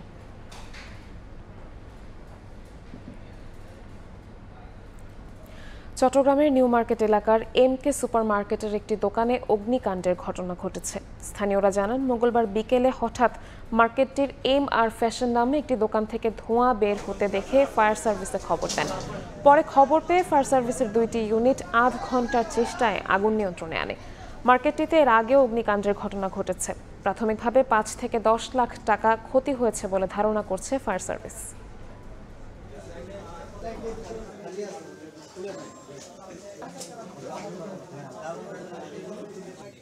জিনিসপত্রের মূল্য কমানোর পাশাপাশি টাকার ক্রয় ক্ষমতা বৃদ্ধি করা অন্তর্বর্তী সরকারের অন্যতম লক্ষ্য বলে জানান বাণিজ্য উপদেষ্টা শেখ বশির উদ্দিন। কোরবানির চামড়ার দাম কম পাওয়ার বিষয়টি সঠিক নয় বলেও জানান তিনি। মঙ্গলবার বিকেলে বগুড়ার শহরের জামিল মাদ্রাসার চামড়ার অস্থায়ী সংরক্ষণাগার পরিদর্শনে গিয়ে এসব কথা বলেন উপদেষ্টা। টাকার ক্রয় ক্ষমতা বৃদ্ধি করা, তো শুধু যে মূল্য কমানো তা না, টাকার ক্রয় ক্ষমতাও বৃদ্ধি করা হচ্ছে এই অন্তর্বর্তীকালীন সরকারের লক্ষ্য। এবং সরকার সামগ্রিকভাবে সকলের সাথে সমন্বয় করে অর্থ মন্ত্রণালয়, শিল্প মন্ত্রণালয়, বাণিজ্য মন্ত্রণালয় এবং অন্যান্য সকল মন্ত্রণালয় একত্রিতভাবে কাজ করছে। আপনারা দেখেছেন যে এবারে যে বাজেট হয়েছে এটাই বাংলাদেশের ইতিহাসে প্রথম বাজেট হয়েছে যে পূর্ববর্তী বাজেটের থেকে কম, এবং সরকারের কোনো এই ধরনের প্রকল্প ভিত্তিক যে ব্যয় ভিত্তিক বা ব্যয়ের যে মহোৎসব ছিল আমাদের, এই মহোৎসব ভিত্তিক চিন্তা থেকে সরকার যোজন যোজন দূরে চলে এসছে। লবণ বিনামূল্যে বিভিন্ন মসজিদ, বিভিন্ন মাদ্রাসায় তিনখানাতে বিতরণ করেছে, এবং এটাকে উপযোগী করার জন্য বাণিজ্য মন্ত্রণালয় তার রপ্তানির উপরে যে নিষেধাজ্ঞা সেটাকে 3 মাসের জন্য একটা সাময়িক উত্তোলন করেছে। দেশের মানুষ 17 বছর ধরে ভোট দেওয়ার অপেক্ষায় রয়েছে। এই পরিস্থিতিতে আগামী ডিসেম্বরের মধ্যে নির্বাচন আয়োজনের জন্য অন্তর্বর্তী সরকারের প্রতি আহ্বান জানিয়েছেন বিএনপির জাতীয় নির্বাহী কমিটির সদস্য মোস্তাফিজুর রহমান ভূঁইয়া দীপু। বিএনপির প্রতিষ্ঠাতা ও সাবেক রাষ্ট্রপতি জিয়াউর রহমানের 44তম শাহাদাত বার্ষিকী উপলক্ষে মঙ্গলবার দুপুরে নারায়ণগঞ্জের রূপগঞ্জে আয়োজিত স্মরণ সভা ও দোয়া মাহফিলে তিনি এই আহ্বান জানান। ডিসেম্বরের মধ্যে নির্বাচন না দিলে জনগণকে নিয়ে আবারও রাজপথে নামার হুঁশিয়ারি দেন এই বিএনপি নেতা। এর আগে সকাল থেকে খণ্ড খণ্ড মিছিল নিয়ে সমাবেশে যোগ দেন বিএনপি কর্মীরা। স্মরণ সভাটি এক পর্যায়ে জনসভায় রূপ নেয়। সভা শেষে বিএনপির প্রতিষ্ঠাতা জিয়াউর রহমানের রুহের মাগফিরাত কামনায় করা হয় বিশেষ মোনাজাত। উপস্থিত আছেন 17 বছর ধরে মানুষের অপেক্ষায় ছিল এই ভোট দেওয়ার জন্য। আপনারা এই ভোটের অধিকারটা কেড়ে নিয়ে আবার আমাদের রাজপথে নামানোর ব্যবস্থা করেন না। শীঘ্রই এই ডিসেম্বরে ইলেকশন দেন। আমরা সবাই ডিসেম্বরে ইলেকশনের জন্য প্রস্তুত আছে। তারেক রহমান সাহেব, আমরা অপেক্ষা করছি কবে এই দেশে এসে এই দেশকে আবার সিঙ্গাপুর মালয়েশিয়ার চেয়ে উন্নত দেশকে আবার নিবে। অবকাঠামো, সড়ক, যোগাযোগ ও ড্রেনেজ ব্যবস্থার বেহাল দশা। রয়েছে গ্যাস, পানি, বিদ্যুৎ ও নিরাপত্তার সমস্যা। নানা সমস্যায় জর্জরিত রাজশাহী অঞ্চলের বিসিক শিল্পনগরী। এ কারণে উদ্যোক্তারা মুখ ফিরিয়ে নিচ্ছেন বিসিক থেকে। কর্তৃপক্ষ বলছে সংকট নিরসনে কাজ করছেন তারা। বিস্তারিত মওদুদ রানার প্রতিবেদনে। ছোট উদ্যোক্তা তৈরি এবং ক্ষুদ্র ও কুটির শিল্প উদ্যোক্তাদের ব্যবসা বাণিজ্য এগিয়ে নিতেই জন্ম বিসিকের। যদিও রাজশাহীতে সে বাস্তবতা ভিন্ন। একাধিক প্লট নিয়ে শিল্পনগরীর অধিকাংশই দখল বড় বড় প্রতিষ্ঠানের। বড় প্রতিষ্ঠানগুলো কারখানা, বিক্রয় কেন্দ্র একসঙ্গে করে নিয়মের ব্যত্যয়ে নিজস্ব উৎপাদিত নয় এমন পণ্য বিক্রি করছে। বড়দের ভিড়ে হারিয়ে যাচ্ছে ছোট ছোট প্রতিষ্ঠান। ক্ষুদ্র ও কুটির শিল্প সমিতির নামে আমরা ওখানে যা দেখি তার ঠিক উল্টো, বরং ওখানে বড় বড় শিল্প কলকারখানা গড়ে উঠছে। নগরীর ছপুরায় অবস্থিত পুরাতন বিসিক শিল্পনগরীর ভাঙা সড়ক, ড্রেনগুলো বেহাল দশা, নেই প্রাচীর, প্রায় চুরি হয় বিদ্যুতের তার। অনেক কলকারখানা বন্ধ, দাম বাড়ায়, গ্যাস ঠিকমতো পায় না, পানির যে নিষ্কাশনগুলো হয় না, ড্রেনে সবসময় ময়লা আবর্জনা থাকে। পুরাতন বিসিকের অব্যবস্থাপনায় উদ্যোক্তাদের রাজশাহী বিসিক শিল্পনগরী 2-এ প্লট নিতে কমেছে আগ্রহ। এছাড়াও সিইটিপি না থাকা, অস্বাভাবিক দাম সহ নানা প্রতিবন্ধকতার কারণে 286টি প্লটের বিপরীতে বরাদ্দ হয়েছে মাত্র 45টি। যারা ব্যবসায়িক আছে তারা চিন্তা করে যে আমি বিসিকের প্লট নিয়ে যে মানে ঝামেলায় পড়বো, এই ঝামেলা এড়িয়ে জন্য দেখা যাচ্ছে যে নিজেরাই ব্যক্তিগতভাবে হচ্ছে কম দামে অন্য কোনো জায়গায় জমি কিনে সেই জমি ডেভেলপ করে তারাই ওখানে ফ্যাক্টরি করতেছে। নওগাঁ বিসিকে শিল্প ইউনিট 53টি, কাগজে কলমে 50টি সচল দেখানো হলেও ভালোভাবে চালু রয়েছে 8 থেকে 10টি। সিরাজগঞ্জ বিসিকের প্রধান সড়কের সংস্কার কাজ বন্ধ থাকায় পণ্য পরিবহনে ভোগান্তির শেষ নেই। অবকাঠামোগত অব্যবস্থাপনা সহ নানা সমস্যার একই চিত্র বগুড়া বিসিকেও। অফিসিয়ালি আমরা জানাই, কিন্তু তাদের বক্তব্য হচ্ছে যে আমাদের এখানে আয় কম, আমরা এই জন্য এখানে মানে উন্নয়নের বরাদ্দ কম পাই। বিসিকের শীর্ষ এই কর্মকর্তা বলছেন অবকাঠামো সহ সব রকম সংকট নিরসনে কাজ করছেন তারা। 300 একরের যে আমাদের দ্বিতীয় শিল্প পার্ক প্রস্তাবনায় আছে, এটি বগুড়ার জন্য খুবই দরকার বলে আমি মনে করি। সর্বোপরি উত্তরবঙ্গ সহ দেশের অর্থনীতিতে একটা বড় ইতিবাচক প্রভাব পড়বে বলে আমি বিশ্বাস করি। পর্যায়ক্রমে রাজশাহী বিভাগের উদ্যোক্তাদের সঙ্গে কথা বলে সব সমস্যা সমাধানের আশ্বাস বিসিকের ঊর্ধ্বতনদের। মওদুদ রানা, সময় সংবাদ, রাজশাহী। ভোরের সময় এই ছিল আমার কাছে। পরবর্তী সংবাদগুলো জানাতে সঙ্গে থাকবেন সাখাওয়াত হোসেন শাহ। নিবিড়, আপনাকে ধন্যবাদ। ব্রাহ্মণবাড়িয়া সদর উপজেলার কাছাইট এলাকায় গরিব ও অসহায় রোগীদের চিকিৎসা সেবা দিতে আয়োজন করা হয় ফ্রি মেডিকেল ক্যাম্পের। মাওলানা আব্দুল ওয়াহাব ফাউন্ডেশনের সহায়তায় আয়োজিত এই ক্যাম্পে শত শত মানুষ চিকিৎসা সেবা গ্রহণ করেন। ক্যাম্পটি অনুষ্ঠিত হয় কাছাইট ইসলামিয়া দাখিল মাদ্রাসা প্রাঙ্গণে। মঙ্গলবার সকাল থেকেই মাদ্রাসা মাঠে ভিড় করতে থাকেন আশপাশের গ্রাম থেকে আসা রোগীরা। বিনামূল্যে চিকিৎসা সেবা নেন 4 শতাধিক নারী, পুরুষ ও শিশু। ক্যাম্পের উদ্বোধন করেন সমাজসেবক মোহাম্মদ জুনায়েদ হাসান। বলেন, এ ধরনের মানবিক উদ্যোগ আরও সম্প্রসারিত হওয়া দরকার।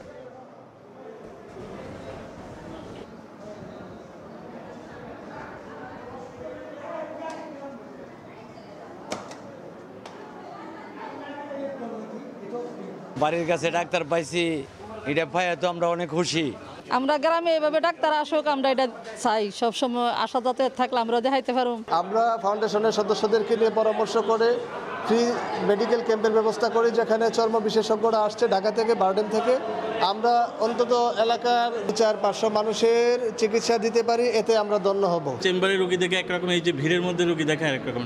আমরা ছোটবেলা যখন পড়ছি যে জনমানুষের ডাক্তার, এখন এই ফিল্ডে আসে, চেম্বারে বসে আসলে ওই ফিল্ডে আসে না। চলতি মৌসুমে বিরূপ আবহাওয়ার কারণে এবার তুলনামূলক ফলন কম হয়েছে আমের রাজধানী খ্যাত চাঁপাইনবাবগঞ্জে। যে পরিমাণ আম উৎপাদন হয়েছে তাতে খরচ উঠানো নিয়েই শঙ্কায় চাষিরা। তার উপর আমের মন 40 কেজির পরিবর্তে 52 থেকে 54 কেজি নির্ধারণ করছেন আড়তদাররা। প্রশাসনকে বারবার অভিযোগ দিলেও এর সুরাহা মিলছে না বলে অভিযোগ চাষিদের। তবে ব্যবস্থা নেওয়ার দায়সারা আশ্বাস প্রশাসন ও কৃষি বিভাগের। জাহাঙ্গীর আলমের তথ্য ও ছবিতে রিপোর্ট। ভরা মৌসুমে পরিপক্ক আমের সয়লাভ আমের রাজধানী খ্যাত চাঁপাইনবাবগঞ্জের কানসাট, রহমপুর, ভোলাহাট সহ বিভিন্ন হাটগুলো। তবে 40 কেজিতে 1 মণ হলেও এখানে হিসাবটা অন্যরকম। চাষিদের অভিযোগ, আড়তদার ও ব্যবসায়ীরা সিন্ডিকেটে 52 থেকে 54 কেজিতে 1 মণ ধরা হয় আমের। কৃষকরা মণ প্রতি 14 কেজি বেশি দিতে না চাইলে তাদের সঙ্গে অসৎ আচরণ করা হয়। তবে এ নিয়ে ক্যামেরার সামনে কথা বলতে রাজি হননি আড়তদাররা। 45 কেজিতে মণ হলে এটা সবার জন্য এটা মানে একটা উইন সিচুয়েশন হয়। যখন এটা অতিরিক্ত চলে যায় তখন চাষির জন্য অবশ্যই একটা মানে যার যে উৎপাদন, সে যখন 52 কেজিতে দিবে তখন তার এটা যেন কমে আসবে। আমাদের অ্যাবনর্মাল কিছু ওজন আছে, সেটা আমাদের কেজিতে রূপান্তর করা উচিত। আমরা কেজিতে আম বিক্রি করলে, কিনলে সবারই সুবিধা হবে। আমটা পেড়ে রাখলে আমের যে কষ আছে, দুধ আছে, আমরা যে বোঠা থেকে যেটা বের হয়, সেটা বের হওয়ার কারণে আমের ওয়েটটা কিছুটা লস হয়। তো সেক্ষেত্রে কৃষক কিন্তু মানে 40 কেজির মনটা ওই লসটা গেইন করার জন্য 45 কেজি দিতে রাজি আছে। কিন্তু আর এক্সেস হলে সেটা আসলে কৃষকের জন্য একটা বোঝা হয়ে যাচ্ছে এবং কৃষকের একটা লস চলে যাচ্ছে। এদিকে প্রতিমনে অতিরিক্ত 12 থেকে 14 কেজি নেওয়া অযৌক্তিক উল্লেখ করে ব্যবস্থা নেওয়ার দায়সারা আশ্বাস কৃষি বিভাগ ও প্রশাসনের। ওজনে সঠিক দেবে, সঠিক ওজন নেবে এবং সঠিক দাম দেবে, এটা আমরা চাইবো। কিন্তু ব্যক্তিগতভাবে যে আমি কৃষি সম্প্রসারিত কর্মী হিসেবে আমি এটাকে ফোর্সলি হয়তো করতে পারি, এটাই দিতে হবে, সেটা আসলে আমাদের পক্ষে করাটা কঠিন। এজন্য আমাদের প্রশাসনের সহযোগিতা লাগবে। বাজারের যে পরিস্থিতি, সেখানে যদি কেউ অসাধুভাবে সিন্ডিকেট করে সে বিষয়ে আমরা ব্যবস্থা নেব। আর আজকের মিটিংয়ের মাধ্যমে আমরা লোকাল যে আমাদের যে কর্মপরিকল্পনা হবে, সেটি কিভাবে নিলে সকলের জন্য সুবিধা হয় সেই নিয়ে আলোচনা হবে। গত কয়েক বছর ধরে চলা এই অনিয়ম যেন দেখার কেউ নেই। বাধ্য হয়ে অন্তত 500 কোটি টাকার আম অতিরিক্ত দিতে হচ্ছে আড়তদারদের কাছে। সময় সংবাদ, চাঁপাইনবাবগঞ্জ। গত কয়েকদিনের টানা বৃষ্টিতে নদ নদীর পানি বৃদ্ধি পাওয়ার প্রভাব পড়েছে চলন বিলে। সিরাজগঞ্জ ও নাটোরের 5 উপজেলায় তলিয়ে গেছে শত শত বিঘা জমির ফসল। এতে ফসল নষ্ট হওয়ার শঙ্কার পাশাপাশি ধান কাটায় দেখা দিয়েছে শ্রমিক সংকট। তবে ক্ষতিগ্রস্ত কৃষকদের তালিকা করে প্রণোদনা দেওয়ার আশ্বাস কৃষি বিভাগের। অমৃত সেনের ছবিতে রিঙ্কু কুণ্ডুর রিপোর্ট। পানির নিচে তুলে কৃষকের স্বপ্নের সোনালী ফসল। অসমে চলন বিলে হঠাৎ পানি বেড়ে যায় এই অঞ্চলে শত শত হেক্টর জমির ফসল পানির নিচে। কোমর বা গলা পানিতে দাঁড়িয়ে ধান কাটার চেষ্টা নিরুপায় কৃষকদের। গত কয়েকদিনের টানা বৃষ্টিতে নদ নদীর পানি বৃদ্ধি পায়, প্রভাব পড়েছে চলনবিল অঞ্চলে। এতে সিরাজগঞ্জের তারাস, উল্লাপাড়া ও শাহজাদপুরের শত শত হেক্টর জমির ফসল ক্ষতিগ্রস্ত হয়েছে। শ্রমিক সংকটে বেড়েছে ধান কাটার খরচ। ক্ষতিগ্রস্ত নাটোরের সিংড়া ও গুরুদাসপুর উপজেলার বিস্তীর্ণ অঞ্চলের ফসলও। চরম লোকসানের মুখে এই অঞ্চলের কৃষক। বিল অঞ্চলে যত জমি আছে অর্ধেক কাটা গেছে আর অর্ধেক ডুবে গেছে। হঠাৎ করে আকস্মিক বন্যা হয়, ব্যাপক ক্ষতি হয়েছে। ধান মনে করেন যে সব বন্যার পানি ডুবে গেছে। অনেক ধান তলায় আছে, কামলা পাইতেছে না, যে খরচা হয়েছে তার কিছুই উঠবে না, সব লস যাবে। ক্ষতিগ্রস্ত কৃষকদের তালিকা তৈরি করে প্রণোদনার আওতায় আনার আশ্বাস কৃষি বিভাগের। মাঠ পর্যায়ে উপসহকারী কৃষি কর্মকর্তাদের সঙ্গে শুরু করে আমাদের সকলের ছুটি বাতিল করা হয়েছে এবং তারা সার্বক্ষণিক কৃষক ভাইদের পরামর্শ দিয়ে আসতেছে এবং উপজেলা প্রশাসনও সার্বিকভাবে সকল ধরনের সহায়তা দিয়ে আসতেছে যাতে বাকি ধানটুকু তারা নির্বিঘ্নে কর্তন করে। স্থানীয় কৃষকদের তথ্য মতে আকস্মিক বন্যায় চলনবিল অঞ্চলের তারাস ও সাজাদপুরে ক্ষতিগ্রস্ত হয়েছে 113 হেক্টর জমির ফসল। রিঙ্কু কুন্ডু, সময় সংবাদ, সিরাজগঞ্জ। খানাখন্দে ভরা পাবনা শহরের বেশিরভাগ সড়ক ড্রেনেজ ব্যবস্থা উন্নত না হওয়ায় মাঝারি বৃষ্টিতেই সৃষ্টি হয় জলাবদ্ধতা, চলাচলে দুর্ভোগ সহ প্রায়ই ঘটে দুর্ঘটনা।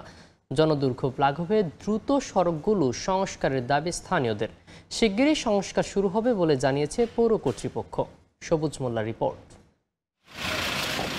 সড়ক থেকে উঠে গেছে বিটুমিন আর খোয়া, সৃষ্টি হয়েছে অসংখ্য খানাখন্দ। ঝুঁকি নিয়েই চলাচল করছে যানবাহন, প্রায় ঘটছে দুর্ঘটনা। পাবনা শহরের বেশিরভাগ সড়কের এমন বেহাল দশা। একটু বৃষ্টিতে সড়কে জমে যায় পানি, মাঝারি বা ভারী বৃষ্টিতে সৃষ্টি হয় জলাবদ্ধতা। অনুন্নত ড্রেনেজ ব্যবস্থার কারণে পানি জমে থাকে দীর্ঘক্ষণ।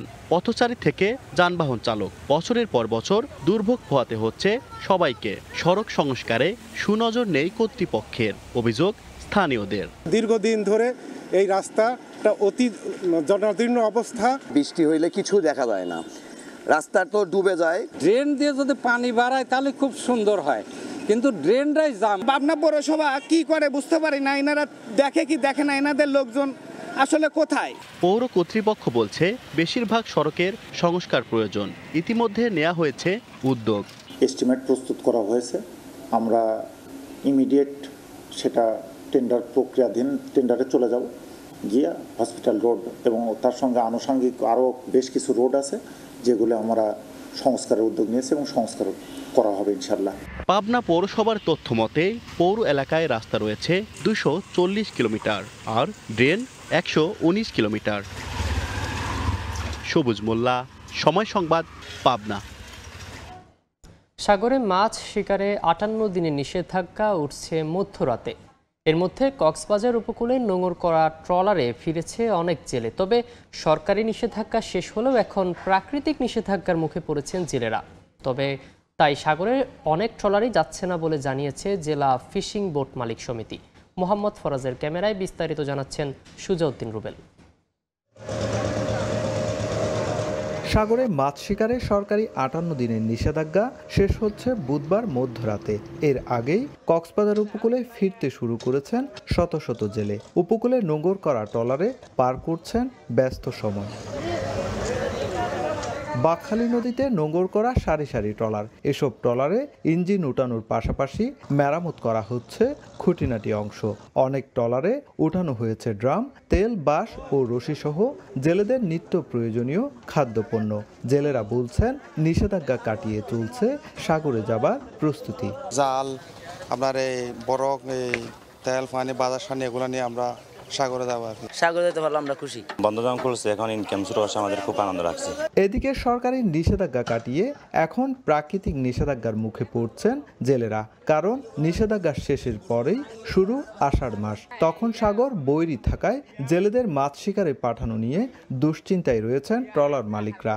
তাই অনেক ট্রলার সাগরে পাঠানো হচ্ছে না বলে জানিয়েছেন জেলা ফিশিং বোট মালিক সমিতি। আষাঢ় মাসে জ্বর তুফান অনেক বেশি হয়ে থাকে। আমরা কি জীবনের ঝুঁকি নিয়ে কি আমরা এখানে সাগরে কিভাবে যাব? খুব ঝুঁকিতে আছি আমরা। এখন যাব, মাছ পাবো কিনা, মাছ কি রকম হবে। আমাদের 30% বোটেই মাছ ধরার প্রস্তুতি নিয়েছে, আর 70% বোট মাছ ধরার প্রস্তুতি নেয় নাই। যেহেতু আমাদের কালকে বন্ধ শেষ, এর একদিন পরে থেকে আষাঢ় মাস শুরু, তাহলে এটা প্রাকৃতিকভাবে এমনি সাগরে মাছ ধরা বন্ধ হয়ে যাবে। যার কারণে আমাদের এইবার বন্ধটা 58 দিন বন্ধটা আমরা এটাকে 88 দিন হিসাবে বা 90 দিন হিসাবে নিচ্ছি। কক্সবাজারে যান্ত্রিক ও অযান্ত্রিক নৌযান রয়েছে 6784টি আর নিবন্ধিত জেলের সংখ্যা প্রায় 65,000। সুজাউদ্দিন রুবেল, সময় সংবাদ, কক্সবাজার। মুন্সিগঞ্জের মীর কাদিম মাছের আড়তে ঈদের ছুটিতেও ইলিশ বেচা কেনার ধুম। ইলিশের পাশাপাশি দেশের নানা অঞ্চলের মাছের বিশাল পসরা ঘিরে মানুষের ভিড় বেড়েছে। এই মুহূর্তে সেখানে আছেন রিপোর্টার নাসিরউদ্দিন উজ্জ্বল। মাছ কেনাবেচার খবর জানাতে সরাসরি যাচ্ছি তার কাছে। বর্ষা একেবারে প্রকৃতিতে ছুঁই ছুঁই করছে এবং নদী নালা খালবিলে কিন্তু প্রচুর মাছ পাওয়া যাচ্ছে। তারপরেও কিন্তু বাজারে আগুন দরে মাছ বিক্রি হচ্ছে। এখানে যে ইলিশ মাছ এই সপ্তাহ ব্যবধান, যে এক সপ্তাহ আগে ছিল বড় ইলিশ 2500 টাকা কেজি দরে, সেই ইলিশ কিন্তু আজকে বিক্রি হচ্ছে 3300 টাকা কেজি দরে।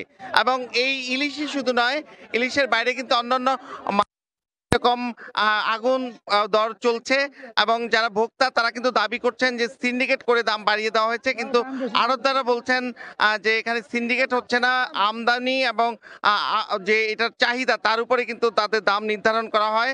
এবং দেশের যে অন্তত 15টি জেলা থেকে মাছ আসে এবং উপকূল অঞ্চল থেকেও কিন্তু মাছ আসে এবং স্থানীয় খালবিলের মাছও কিন্তু এখানে ওঠে। এবং এই অঞ্চলে যে সবচেয়ে বৃহৎ আড়ত, সেই আড়তটিতে বলছেন যে ঈদের যে ছুটি এবং ছুটি শেষে যে কোরবানিতে যে মাছের যে চাহিদা, সেই চাহিদাটা বেড়ে গেছে। এবং তারা বলছেন যে নদী নালা খালবিলিতে যে পরিমাণ মাছ ধরা পড়ছে এবং আমদানিও আছে, তবে এই চাহিদার কারণে এই সমস্যাটি হয়েছে।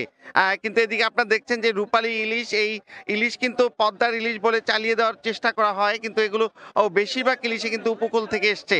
এবং সেই উপকূলীয় ইলিশের পাইকারি দর যদি 1 কেজি বেশি ওজনেরটি 3300 টাকা হয় এবং তারা বলছেন 1 কেজি ওজনের যেগুলো রয়েছে সেগুলো 2700-2800 টাকা বিক্রি হচ্ছে। এবং ছোট আকারের যে ইলিশ সেগুলো কিন্তু 800 টাকাও পাওয়া যাচ্ছে।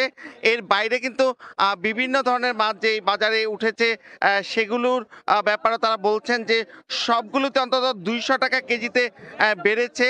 এবং এখানে যে নদীর পাঙ্গাস সেগুলো কিন্তু 600 থেকে 900 টাকা কেজিতে বিক্রি হচ্ছে। চাষের পাঙ্গাস বিক্রি হচ্ছে 200 টাকা পর্যন্ত কেজিতে। চাষের রুই বিক্রি হচ্ছে 350 থেকে 400 টাকায়। চাষের কাতল কিন্তু 450 থেকে 500 টাকা, নদীর কাতল 700 থেকে 800, শোল বিক্রি হচ্ছে কিন্তু 250 থেকে 700 টাকা কেজি দরে। এবং গলদা চিংড়ি বিক্রি হচ্ছে 1200 থেকে 1500 টাকায়। নদীর 1400 টাকা পর্যন্ত কেজিতে। চাষের কই বিক্রি হচ্ছে 220 টাকা কেজিতে। এরকম সব ধরনের মাছের যে দাম, সেই দামে কিন্তু ভোক্তারা খুবই বিরক্ত। তারা বলছেন যে এই যে ঈদের ছুটির এই সুযোগ নিয়ে দাম বাড়িয়ে দেওয়া হচ্ছে এবং এখানকার যে বাজার ব্যবস্থাপনা সেগুলো নিয়ে কিন্তু তারা নানা রকম অভিযোগ করেছেন। এবং এখানে কিন্তু যে 43 আড়ত আছে, এই 43 আড়ত ঘিরে প্রতিদিন কিন্তু গড়ে প্রায় কোটি টাকার মাছ বিক্রি হয়। এবং এই খোলা আকাশের নিচে যে এই হাটের যে রাস্তা, যে নৌপথ এবং সড়কপথ দুটি কিন্তু চ্যালেঞ্জ। এই কারণে তারা বলছেন যে পড়তা বেশি পড়ে যাচ্ছে বলেও কিন্তু মাছের দামে একটা প্রভাব পড়ছে। তো এই ছিল আমার কাছে মুন্সিগঞ্জের মাছের হাটের সবশেষ। সরাসরি যুক্ত ছিলাম মুন্সিগঞ্জে। ভোরের সময় আরও থাকছে।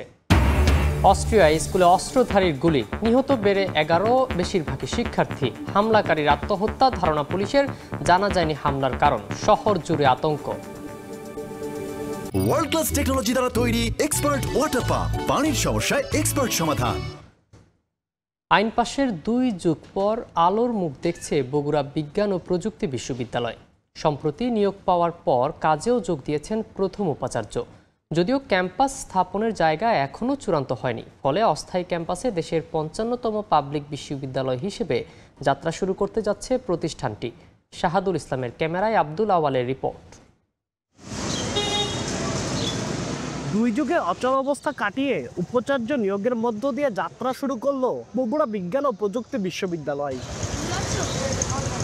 এর আগে 2001 সালে ও 2023 সালে মন্ত্রী পরিষদে বগুড়া বিজ্ঞান ও প্রযুক্তি বিশ্ববিদ্যালয়ের আইন বাস্তবায়নের পর সরকার 2 দফায় প্রজ্ঞাপন জারি করলেও দীর্ঘ সময় চিঠি চালাচালির মধ্যে সীমাবদ্ধ ছিল কার্যক্রম। সর্বশেষ গত 3 জুন শিক্ষা মন্ত্রণালয়ের মাধ্যমিক ও উচ্চশিক্ষা বিভাগের এক বিজ্ঞপ্তিতে রাজশাহী বিশ্ববিদ্যালয়ের রসায়ন বিভাগের অধ্যাপক কুদরতি জাহানকে উপাচার্য হিসাবে নিয়োগ দেওয়া হয়। বিশ্ববিদ্যালয় কর্তৃপক্ষ বলছে 17 জন কর্মকর্তা কর্মচারী ও 18টি বিভাগ নিয়ে যাত্রা শুরু হবে বগুড়া বিজ্ঞান ও প্রযুক্তি বিশ্ববিদ্যালয়ের। আর্টিফিশিয়াল ইন্টেলিজেন্স ও বায়োকেমিস্ট্রির মতো গুরুত্বপূর্ণ বিভাগও থাকবে। বগুড়ায় যে নতুন করে ভিসি নিয়োগ দেওয়া হলো, তো এটার মাধ্যমে আমরা আশা করছি যে বগুড়ার যে শিক্ষার মানটা এটা উন্নত হবে। বগুড়াতে বিশ্ববিদ্যালয় আবার চালু হয় তো আমরা উচ্চ শিক্ষার জন্য বাইরে আমাদের যেতে হবে না। জায়গায় তারা এখন মতো পায়নি, কাজই এটি কবে হবে কিভাবে হবে। আমরা আশা করব এটা দ্রুত যেন বিশ্ববিদ্যালয়ের আকার ধারণ করে, এখানে যেন ছাত্রছাত্রীরা এসে লেখাপড়া করতে পারে।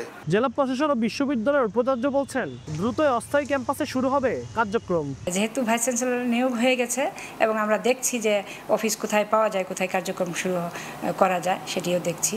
সামনের দিন আমার মনে হয় খুব বেশি সময় লাগবে না এখানে এই ইউনিভার্সিটিতে ছাত্র ভর্তির বিজ্ঞপ্তি দিতে। নেক্সট সেশন থেকে আমি আমার একাডেমিক কার্যক্রমে চলতে চাই। 26-27 থেকে আমি আমার আশা যে আমি 8টা সাবজেক্ট নিয়ে আমি একাডেমিক কার্যক্রম শুরু করতে পারবো ইনশাল্লাহ। বিশ্ববিদ্যালয়টিতে 2026-2027 শিক্ষাবর্ষে পাঠদান কার্যক্রম শুরু হবে। আব্দুল আওয়াল, সময় সংবাদ, বগুড়া। অস্ট্রিয়ার একটি স্কুলে বন্দুক হামলার ঘটনায় নিহতের সংখ্যা বেড়ে 11 জনে দাঁড়িয়েছে। আহত হয়েছেন বেশ কয়েকজন। হতাহতদের মধ্যে বেশিরভাগই শিক্ষার্থী। নিরাপত্তা বাহিনীর ধারণা, হামলার পর আত্মহত্যা করেছেন অস্ত্রধারী। এ ঘটনাকে দেশের ইতিহাসের অন্যতম কালো অধ্যায় বলে আখ্যা দিয়েছেন অস্ট্রিয়ার চ্যান্সেলর। শোক জানিয়েছে ফ্রান্স, জার্মানি ও ইউরোপীয় ইউনিয়ন। সোমবার সকাল থেকে কাঁপছিল অস্ট্রিয়ার গ্রাৎস শহর। একটি স্কুলের হল ঘরে তীব্র গোলাগুলির শব্দে ছড়িয়ে পড়ে আতঙ্ক। শিক্ষার্থীদের ওপর এলোপাতাড়ি গুলি চালায় এক ব্যক্তি। খবর পেয়ে দ্রুত স্কুলটিতে পৌঁছায় অস্ট্রিয়া পুলিশের বিশেষ বাহিনী ইকোকোবরা। আশেপাশের এলাকা ঘিরে ফেলে শুরু হয় অভিযান। পরে সেখান থেকে একে একে বের করে আনা হয় মরদেহ। নিহতদের বেশিরভাগই স্কুলের ছাত্রছাত্রী। আহতদের মধ্যে অনেকের অবস্থা গুরুতর। যেসব শিক্ষার্থী বেঁচে ফিরেছে এবং তাদের বাবা মা এখনো আতঙ্কগ্রস্ত। আমার ছেলের কাছে ফোন থাকায় সে আমাকে ফোন করে জানাতে পেরেছে। তবে আমি এখনো আতঙ্কিত, মন এখনো অশান্ত। এটা বিশ্বাস করা যায় না যে স্কুলের মতো একটা জায়গা এতটা অনিরাপদ। হামলার পর স্কুলটি পুরোপুরি খালি করে শিক্ষার্থীদের নিরাপদ স্থানে সরিয়ে নেওয়া হয়। নিরাপত্তা বাহিনীর ধারণা, হামলার পর আত্মহত্যা করেছে অস্ত্রধারী। তাৎক্ষণিকভাবে হামলার কারণ সম্পর্কে কিছুই জানাতে পারেনি পুলিশ। একজনই এই হত্যাযজ্ঞ চালায় বলে ধারণা নিরাপত্তা বাহিনীর। দিনটিকে অস্ট্রিয়ার ইতিহাসের অন্যতম কালো অধ্যায় হিসেবে অভিহিত করে শোক প্রকাশ করেছেন দেশটির চ্যান্সেলর ক্রিশ্চিয়ান স্টকার। পুরো অস্ট্রিয়া 3 দিনের জাতীয় শোক পালন করে হামলায় নিহতদের স্মরণ করবে। সমস্ত সরকারি ভবনে অস্ট্রিয়ার পতাকা অর্ধনমিত রাখা হবে এবং এই ভয়ানক ঘটনার শোক জানাতে দেশব্যাপী 1 মিনিটের শোক পালন করা হবে। অস্ট্রিয়ার স্কুলে এ বন্দুক হামলার ঘটনায় শোক জানিয়েছেন ফ্রান্সের প্রেসিডেন্ট ইমানুয়েল ম্যাক্রো, জার্মানির চ্যান্সেলর ফ্রেডরিক মার্স ও ইউরোপীয় ইউনিয়নের president Ursula von der Leyen. Maliha Suhrawardy, Somoy Sangbad. খাদ্য সংগ্রহ করতে গিয়ে জীবন দিতে হচ্ছে ফিলিস্তিনিদের। ত্রাণের লাইনে আবারও ইসরায়েলি হামলায় প্রাণ গেল 36 নিরীহ ফিলিস্তিনির। আহত হয়েছেন 200-এরও বেশি। এই হামলাকে অমানবিক ও উদ্দেশ্যমূলক বলছে জাতিসংঘ। এরই মধ্যে পশ্চিম তীরে সহিংসতা উস্কে দেয় 2 ইসরায়েলি মন্ত্রীকে নিষেধাজ্ঞা দিয়েছে যুক্তরাজ্য সহ 5 দেশ। গাজার দেইর আল বালার ভোর ক্ষুধা দিয়ে শুরু হলেও শেষ হয় দীর্ঘ লাশের সারিতে। ইসরায়েলি বাহিনীর গুলিতে খাদ্যের খোঁজে আসা বেশ কয়েকজন ফিলিস্তিনি প্রাণ হারান, আহত হন অনেকে। প্রত্যক্ষদর্শীরা জানান ড্রোন আর ট্যাঙ্ক থেকে নির্বিচারে গুলি চালানো হয়। যদিও ইসরায়েলের দাবি তারা শুধু সতর্কতামূলক গুলি ছুঁড়েছিল। যদিও নিহতদের মধ্যে ছিল শিশু, নারী ও বৃদ্ধ, যাদের হাতে কেবল খাবারের ব্যাগ ছিল। যুদ্ধবিরতির আলোচনার মধ্যেই এই হামলাকে ইসরায়েলি সেনাবাহিনীর সহিংসতার ধারাবাহিকতা বলেই মনে করছে জাতিসংঘ। গাজায় যুক্তরাষ্ট্রের নেতৃত্বে চলমান খাদ্য সহায়তা ব্যবস্থা নিয়ে দিনে দিনে সমালোচনা বাড়ছে। এই ব্যবস্থাকে প্রত্যাখ্যান করেছে জাতিসংঘ ও বিভিন্ন দাতব্য প্রতিষ্ঠান। তাদের মতে এই বিতরণ পদ্ধতি আন্তর্জাতিক সহায়তার নিরপেক্ষতা লঙ্ঘন করে এবং সেনা নিয়ন্ত্রিত এলাকাগুলোতে প্রবেশে মানুষকে বাধ্য করছে। এদিকে প্রথমবারের মতো 2 কট্টর ডানপন্থী ইসরায়েলি মন্ত্রীকে নিষেধাজ্ঞা দিয়েছে যুক্তরাজ্য সহ 5টি দেশ। অর্থমন্ত্রী বেজালেল স্মোট্রিচ এবং নিরাপত্তা বিষয়ক মন্ত্রী ইতামার বেন গভিরের যুক্তরাজ্যে প্রবেশ নিষিদ্ধের পাশাপাশি সেখানে থাকা সম্পদও জব্দ করা হয়েছে। তাদের বিরুদ্ধে অভিযোগ, তারা পশ্চিম তীরে ফিলিস্তিনিদের বিরুদ্ধে সহিংসতা উস্কে দিয়েছেন এবং গাজা থেকে ফিলিস্তিনিদের জোরপূর্বক উচ্ছেদের পক্ষে কথা বলেছেন। তাদেরকে নিষেধাজ্ঞা দেওয়ার তালিকায় রয়েছে কানাডা, অস্ট্রেলিয়া, নিউজিল্যান্ড ও নরওয়ে।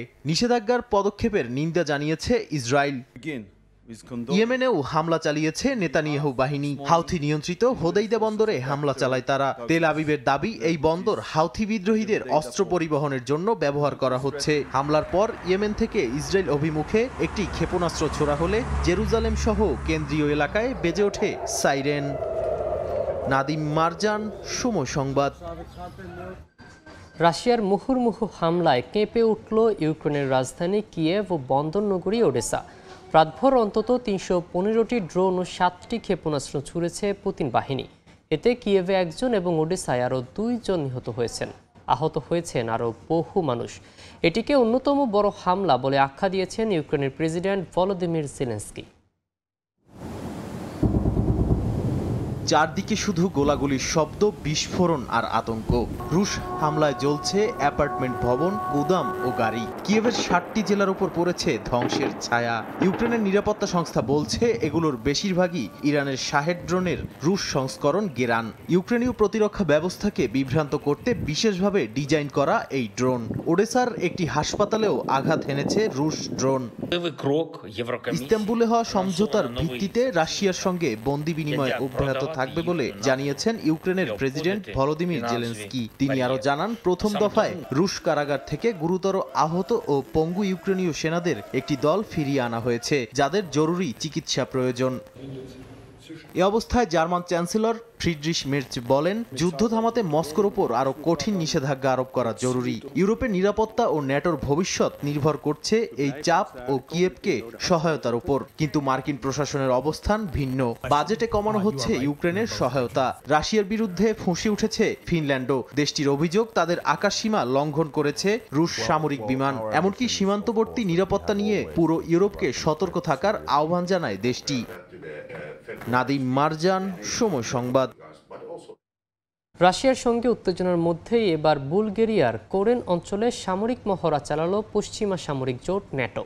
আন্তদেশীয় সক্ষমতা যাচাইয়ের লক্ষ্যে যুক্তরাষ্ট্র, ইতালি, রোমানিয়া ও বুলগেরিয়ার অংশগ্রহণে এই অনুশীলন হয়।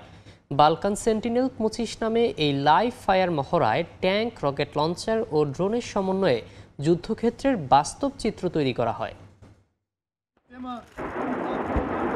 লঞ্চার থেকে একের পর এক রকেট নিক্ষেপ ও শত্রু অভিমুখে সাজোয়া যানের ছুটে চলা দেখে মনে হতে পারে যেন কোনো যুদ্ধক্ষেত্র।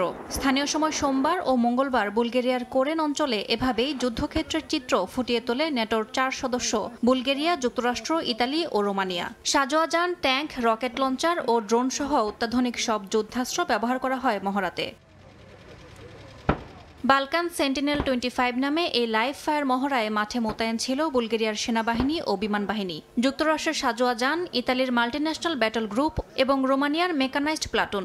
সবার লক্ষ্য একটাই, যৌথ কমান্ড, সফটওয়্যার ও তথ্য ব্যবস্থার সমন্বয়ে যুদ্ধ সক্ষমতা নিশ্চিত করা। বুলগেরিয়ার প্রতিরক্ষা প্রধান জানান, ৪ দেশের সমন্বয়ে এই জটিল মহড়া সফলভাবে সম্পন্ন হয়েছে। এটি একটি জটিল ও কঠিন কাজ, এর জন্য প্রচুর পরিশ্রম দরকার। তবে সেনাবাহিনী যেভাবে কাজ করছে তাতে আমি সন্তুষ্ট। সবাইকে অভিনন্দন। মহড়া শেষে স্নাইপার, ড্রোন সহ অত্যাধুনিক অস্ত্র প্রদর্শন করা হয়। প্রশংসা করেন অংশগ্রহণকারী সেনারাও। এতে অংশগ্রহণকারী সেনারা বাস্তব যুদ্ধের মতো অভিজ্ঞতা অর্জনের সুযোগের পাশাপাশি যৌথ অভিযানে আন্তদেশীয় সমন্বয় দক্ষতা অর্জন করেছে বলে জানান সংশ্লিষ্টরা। জানান, এই মহড়া ন্যাটোর সদস্যদের মধ্যে পারস্পরিক সামরিক প্রস্তুতি ও সহযোগিতা বৃদ্ধির একটি অংশ। সেই সঙ্গে এটিকে ভবিষ্যতের যুদ্ধের প্রস্তুতি বলেও জানায় বুলগেরিয়া। ইয়াসমিন অনন্যা, সময় সংবাদ। আয়ারল্যান্ডের নিউ ব্রিজ শহরে নিলামে তোলা হয়েছে প্রিন্সেস ডায়ানার ব্যবহৃত জিনিসপত্র। জুলিয়েন্স অকশন নিলামকারী প্রতিষ্ঠানের এ নিলামে ১০০টিরও বেশি জিনিসপত্র প্রদর্শন করা হয়। ৯ জুন থেকে শুরু হওয়া এই নিলামের প্রাক প্রদর্শনী চলবে ১৭ জুন পর্যন্ত। রঙিন পোশাক, জুতা, টুপি সবকিছু সুসজ্জিত আছে কাচের ঘরে। বিস্ময়কর ব্যাপার হলো, এসবই যুক্তরাজ্যের প্রিন্সেস ডায়ানার ব্যবহৃত জিনিসপত্র। এমন চিত্রের দেখা মিলল আয়ারল্যান্ডের নিউব্রিজ শহরে, যেখানে মিউজিয়াম অফ স্টাইল আইকনসে এই ফ্যাশন আইটেমগুলো নিলামে তোলা হয়। নিলামের নাম দেয়া হয়েছে princess Diana style and a royal collection, যার আয়োজন করে জুলিয়ান্স অকশন নামের একটি নিলামকারী প্রতিষ্ঠান। জুলিয়ান্স অকশনের নির্বাহী পরিচালক মার্টিন নোলান বলেন, এখানে প্রিন্সেস ডায়ানার ব্যবহৃত 100টির বেশি জিনিস প্রদর্শন করা হয়। এটি ডায়ানার স্মৃতি বিজড়িত সবচেয়ে বড় ফ্যাশন সংগ্রহের নিলাম বলেও জানায় প্রতিষ্ঠানটি। ক্যাথরিন ওয়াকারের সান্ধ্যকালীন গাউনটি সত্যি অসাধারণ। 1986 সালে সৌদি আরব এবং সংযুক্ত আরব আমিরাতের রাজকীয় সফরের জন্য ডায়ানার জন্য এই গাউনটি তৈরি করা হয়েছিল। গলার রেখা এবং লম্বা হাতা দেখে আপনি লক্ষ্য করবেন এটি খুবই রক্ষণশীলভাবে তৈরি করা হয়েছে, কারণ তারা সৌদি আরব যাচ্ছিল। এ চমকপ্রদ নিলামে প্রিন্সেস ডায়ানার অনুষঙ্গের পাশাপাশি আরও থাকছে ডায়ানার 1981 সালের বিয়ের গাউনের স্কেচ ও সে সময় টিউল কাপড়ের কাটিংস। দ্বিতীয় রানী এলিজাবেথের কিছু পোশাকেরও দেখা মিলবে এখানে। জুলিয়ান্স অকশন জানায়, এর আগেও একটি পোশাক $11,40,000 বিক্রি করে তারা। 9 জুন থেকে শুরু হয় এই নিলামের প্রাক প্রদর্শনী, যা চলবে 17 জুন পর্যন্ত। নিলাম থেকে পাওয়া অর্থ দেয়া হবে দাতব্য সংস্থায়। অর্জিতা শেহজিন, সময় সংবাদ। প্রথমবারের মতো জাপান উপকূলে দুটি চীনা বিমানবাহী রণতরী শনাক্তের দাবি করেছে টোকিও। রণতরী থেকে যুদ্ধবিমান এবং হেলিকপ্টার উড্ডয়ন ও অবতরণ করতে দেখা গেছে বলেও দাবি জাপানের। এ বিষয়ে উদ্বেগ জানিয়ে সাগর ও আকাশপথে নজরদারি বাড়ানোর কথা জানিয়েছে জাপান সরকার। তবে উপকূলের কাছে রণতরীর অবস্থানকে আন্তর্জাতিক আইন অনুযায়ী বৈধ বলে দাবি করেছে চীন। সাম্প্রতিক বছরে সীমান্ত বাণিজ্যিক উত্তেজনা এবং ফুকুশিমা পরমাণু চুল্লি থেকে পরিশোধিত পানি অপসারণের বিষয়ে মতবিরোধ দেখা গেছে চীন ও জাপানের মধ্যে। জাপান উপকূলে চীনা বিমানবাহী রণতরী ঘিরে এর মধ্যে নতুন করে আবারও দুই দেশের মধ্যে দেখা দিয়েছে উত্তেজনা।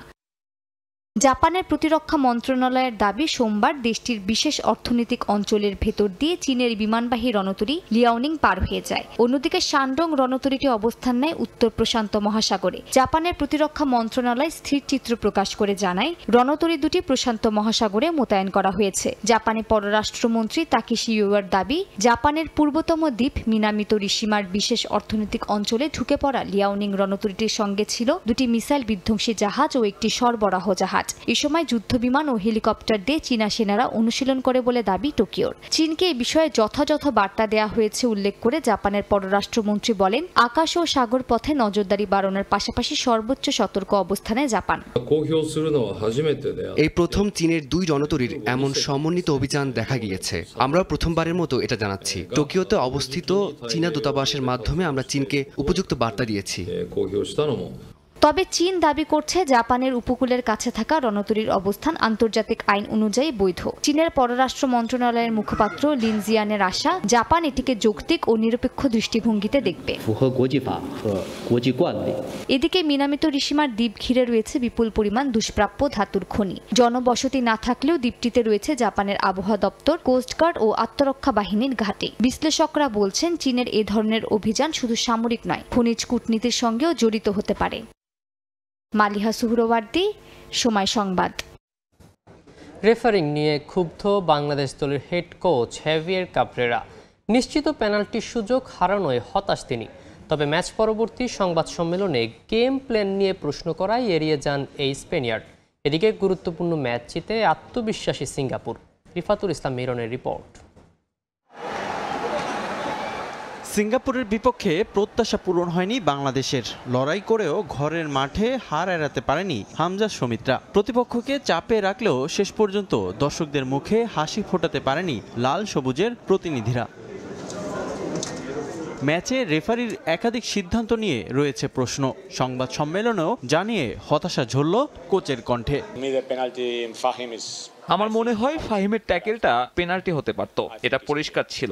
ম্যাচের 15 থেকে 20 মিনিটের মধ্যে আমরা অনেক সুযোগও হারিয়েছি। মনে হয় না প্রতিপক্ষ আমাদের চেয়ে ভালো খেলেছে, তবে ভারত ম্যাচের তুলনায় এই ম্যাচে আমাদের কাজটা কঠিন ছিল। দিন শেষে আমরা ম্যাচটি হেরেছি। ম্যাচে কোচের একাদশ নির্বাচন এবং কৌশল নিয়েও প্রশ্ন উঠেছে। ম্যাচ হারের পর এ বিষয় নিয়ে প্রশ্ন করলে তা এড়িয়ে যান তিনি। এটা অনেক বেশি টাইট ম্যাচ ছিল, দুই দলই সমশক্তি। ফুটবলে অনেক কিছুই হতে পারে। এদিকে ঘরের মাঠে বাংলাদেশকে হারিয়ে এশিয়ান কাপের পথে এক ধাপ এগিয়ে গেল সিঙ্গাপুর। গুরুত্বপূর্ণ এই ম্যাচ জিতে আরও আত্মবিশ্বাসী সফরকারীরা। ম্যাচটা মোটেও সহজ ছিল না, দুই দলই দুর্দান্ত খেলেছে, কেউ কাউকেই ছাড় দেয়নি। বাংলাদেশের সমর্থকরা খেলার দারুণ একটা পরিবেশ তৈরি করেছেন, তাদের ধন্যবাদ জানাই। আমার দলের পারফরমেন্স নিয়ে আমি খুবই সন্তুষ্ট। অক্টোবরে এশিয়ান কাপ বাছাই পর্বের ম্যাচে ঘরের মাঠে হংকংয়ের বিপক্ষে মাঠে নামবে বাংলাদেশ। এই সময়ের মধ্যে দলটাকে আরও পরিপূর্ণ করতে চান কোচ ক্যাব্রেরা। রিফাতুল ইসলাম মিরন, সময় সংবাদ, ঢাকা। এদিকে ম্যাচ হারলেও শমিত হামজাদের নিয়ে স্তুতি ঝরল সমর্থকদের কণ্ঠে। তবে কোচ হ্যাভিয়ার কাবরেরার গেম প্ল্যানের সমালোচনা করেন অনেকে। রেফারির বেশ কিছু সিদ্ধান্ত নিয়েও অসন্তোষ জানান তারা। ভক্তদের প্রত্যাশা পরবর্তী ম্যাচে ঘুরে দাঁড়াবে বাংলাদেশ। আরও জানাচ্ছেন মাহবুব রিমন। মন খারাপের একটা রাত, আকাশে বিষাদ, ম্যাচ শেষে বৃষ্টি হয়ে ঝরল আবেগ। দিনটা যে কিছুতেই পক্ষে গেল না। গোটা 90 মিনিট কিংবা অতিরিক্ত সময় বাংলাদেশ লড়েছে চোখে চোখ রেখে, তবু হারি সঙ্গে। রীতিমতো যুদ্ধ করে গ্যালারিতে যারা প্রবেশ করেছেন তাদের জন্য কষ্টটা আরো বেশি। হারের যুক্তি দাঁড় করাচ্ছেন নিজেদের মতো করেই। হারতে হারতে একবার হতাশ, আমাদের গায়ের সাথে একবার লেগে গেছে। সব দিক দিয়ে ঠিক আছে, কিন্তু ফিনিশিং এর অভাব ছিল। আর ফিনিশিং ভালো হলে আমরা 3-0 গোলে ম্যাচটা জিততে পারতাম। তবে নতমস্তকে নয়, শমিত, হামজা, ফাহিমরা মাঠ ছেড়েছেন মাথা উঁচু করেই। বদলে যাওয়া ফুটবলে এটা হতো কম প্রাপ্তি নয়। ফুটবলের আশা ছেড়েই দিছিলাম, ক্রিকেট দেখতাম রেগুলার আর কি। তো অনেক বছর পরে ছেলেকে নিয়ে আসছি। বাংলাদেশ খুবই ভালো খেলছে, এটা আসলে কপাল খারাপ বলতে গেলে হয়। সাধ্যমতো চেষ্টা করছে, হয় নাই, নেক্সট ম্যাচে হবে আর কি। আমরা প্রচন্ড আশাবাদী। অনেক উপভোগ করছি আজকে। আমার ফার্স্ট আমি আমার মেয়েকে নিয়ে এসেছি এবং বাংলাদেশ হারক এবং জিতক, তবে অনেক সুন্দর খেলা হয়েছে। সঙ্গে আছে ক্ষোভো, কাবরেরার অদ্ভুত ফরমেশন আর রেফারির নিশ্চিত পেনাল্টি না দেয়া। সবকিছুই বিপক্ষে গেছে বাংলাদেশের। কোচ যিনি আছেন কাবেরো, ওনাকে হয়তো চেঞ্জ করা উচিত, কারণ ওনার যে ট্যাকটিক্স বা যে টেকনিক, এটা বর্তমানে যে টিম কম্বিনেশন আছে সেটার সাথে মানানসই নয়। ফুটবলের যে সুদিন, যে দিন বদলের গান, সেই রাশ এখন টেনে নেই হবে বড় চ্যালেঞ্জ। প্রতিদান দিতে হবে ফুটবলারদেরও, কারণ প্রতিদান হয় বলেই তো ভালোবাসা এতটা শক্তিশালী। কোটি সমর্থকের প্রাণের আকুতি শুনতে কি পান সংশ্লিষ্টরা? ক্রিকেটের দেশে ফুটবল নিয়ে এমন উন্মাদনা আদৌ কখনো দেখেছে কিনা বাংলাদেশ, সে প্রশ্ন উঠতেই পারে। তবে শমিত, হামজা, চৌধুরীরা যে স্বপ্ন দেখাচ্ছে লাল সবুজকে, তার অনুপ্রেরণা এগিয়ে যাক বাংলার ফুটবল। মাহবুব রিমন, সময় সংবাদ, ঢাকা। উগ্র সমর্থকদের কবলে দেশের ফুটবল। ভুটান ম্যাচের পর সিঙ্গাপুর ম্যাচেও ঘটল গেট ভেঙে প্রবেশের মতো ন্যাক্কারজনক ঘটনা। ম্যাচ শেষে ওই নির্দিষ্ট কিছু সমর্থকরাই হামলা চালায় বাফুফে সহসভাপতি ফাহাদ করিমের গাড়িতে। তাদের থেকে রেহাই পাননি মাঠে আসা অন্য ফুটবল ভক্তরাও। বিস্তারিত জানাচ্ছেন সাব্বির মিথুন। দেশের পরিবর্তিত পরিস্থিতিতে মব কালচারটা বেশ ট্রেন্ডিং। এই যেমন সিঙ্গাপুর ম্যাচ, দলগতভাবে ভেঙে ফেলা হলো জাতীয় স্টেডিয়ামের নিরাপত্তা বেষ্টনী।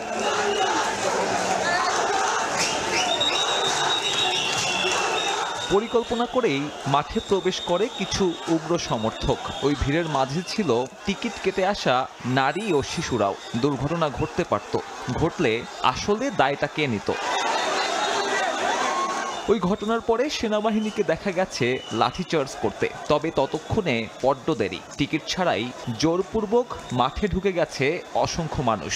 উগ্রবাদীদের এমন কর্মকাণ্ডে হুঁশ ফেরে নীতি নির্ধারকদের। নিরাপত্তা নিশ্চিতের জন্য আমরা সামনে আরও ব্যবস্থা নিব। বিভিন্ন কারণে নিরাপত্তা বিঘ্নিত হচ্ছে, আমরা এটা আরও ভালোভাবে দেখব। পর্যাপ্ত আইন শৃঙ্খলা বাহিনীর সদস্য না থাকার খেসারত্ব দিলেন বাফুফে সহসভাপতিও। ম্যাচ শেষে তারই গাড়ি বহরে হামলা ওই একই উগ্র সমর্থকদের।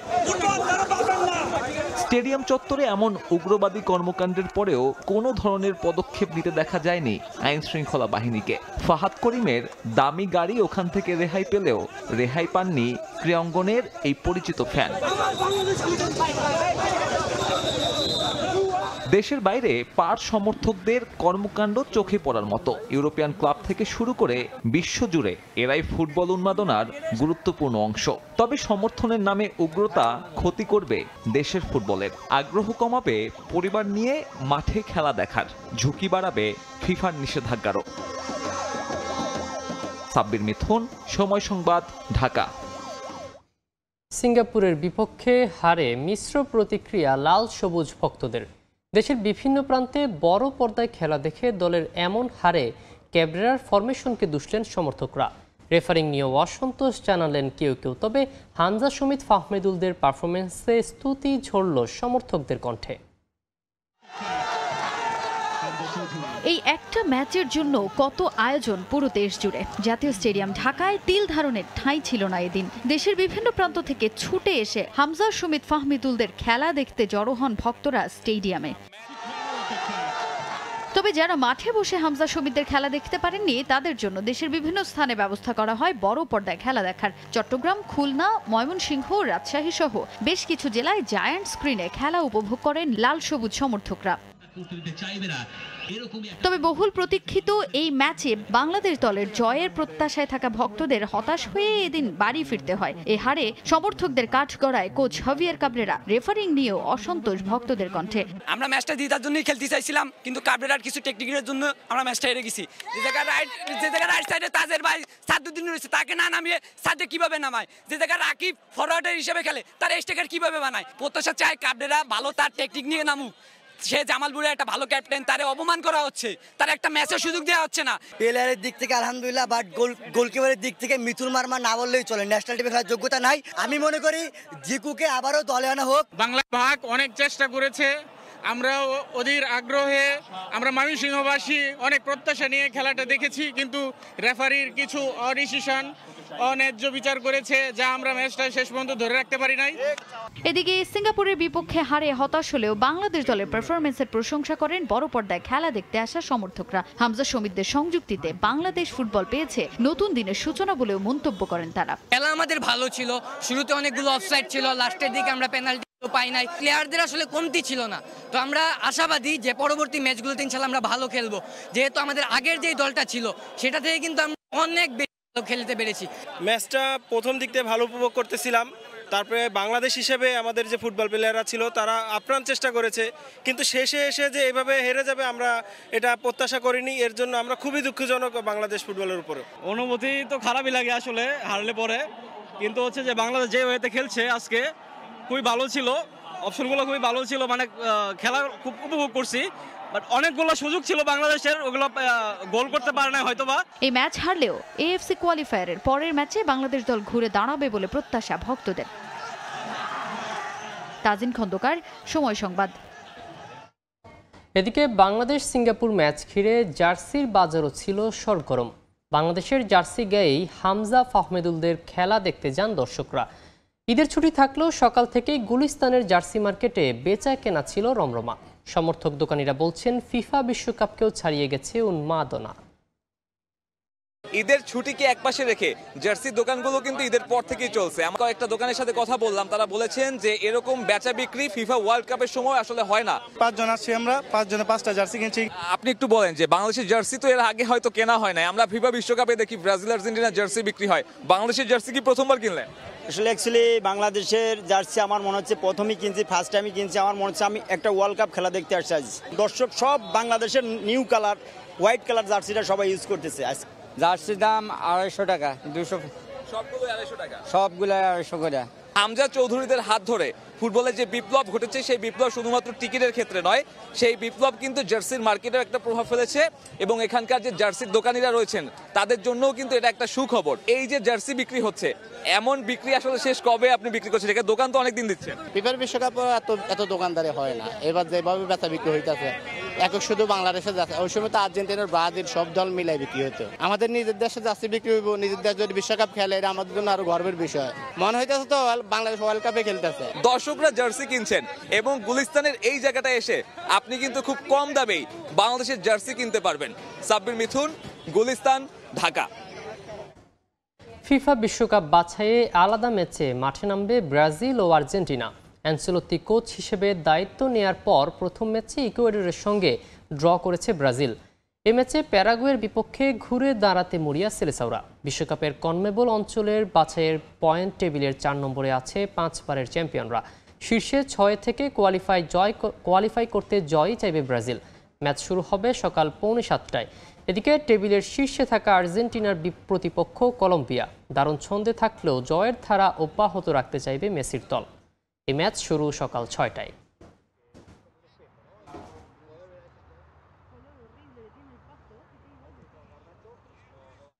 এবারে ক্রিকেট। আইসিসি টেস্ট চ্যাম্পিয়নশিপের বিগ ফাইনালে বুধবার মুখোমুখি হবে অস্ট্রেলিয়া ও সাউথ আফ্রিকা। ম্যাচ শুরু হবে বিকেল 3:30টায়। হোম অফ ক্রিকেট লর্ডসে প্রথমবারের মতো অনুষ্ঠিত হচ্ছে টেস্ট চ্যাম্পিয়নশিপের ফাইনাল। 113 বছর আগে ইংল্যান্ডের এই আইকনিক ভেন্যুতে সাউথ আফ্রিকাকে 10 উইকেটে হারিয়েছিল অস্ট্রেলিয়া। এবারও ডিফেন্ডিং চ্যাম্পিয়ন হিসেবে টেস্ট চ্যাম্পিয়নশিপ ফাইনালের মঞ্চে অজিরা। পূর্ণ শক্তির স্কোয়াড নিয়েই মাঠে নামবে স্টিভ স্মিথ, স্টার্ক, কামিন্সরা। আইসিসি ইভেন্টে সাফল্যের মুকুটে আরও একটা পালক যোগ করতে চায় অ্যান্ড্রু ম্যাকডোনাল্ডের দল। এদিকে চোকার্স তকমা ঝেড়ে ফেলতে মরিয়া আফ্রিকানরা। সম্প্রতি বেশ কয়েকটি ফাইনালে হারের তিক্ত অভিজ্ঞতা রয়েছে প্রোটিয়াদের। এবার শিরোপা খরা ঘোচানোর প্রতীক্ষায় রাবাদা, মার্ক্রাম, বাফুমারা।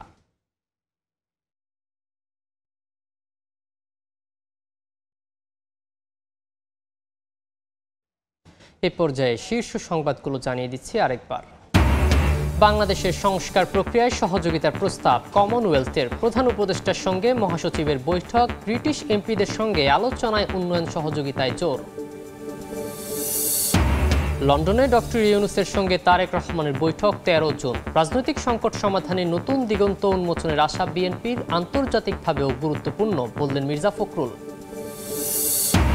এলডিসি উত্তরণের প্রস্তুতি পর্বে কর সুবিধা কমছে দেশীয় শিল্পে। সক্ষমতা না বাড়িয়ে সুরক্ষা তুলে নেয় ক্ষুব্ধ ব্যবসায়ীরা। কর্মসংস্থান কমে বেকারত্ব বাড়ার শঙ্কা। চাঞ্চল্যকর মামলার আসামি গ্রেফতারে ভাটা। লুণ্ঠিত মালামাল উদ্ধারও কম। পুলিশের ব্যর্থতায় আইনশৃঙ্খলা পরিস্থিতি অবনতির কারণ বলছেন বিশ্লেষক। মানতে নারাজ টিএমপি।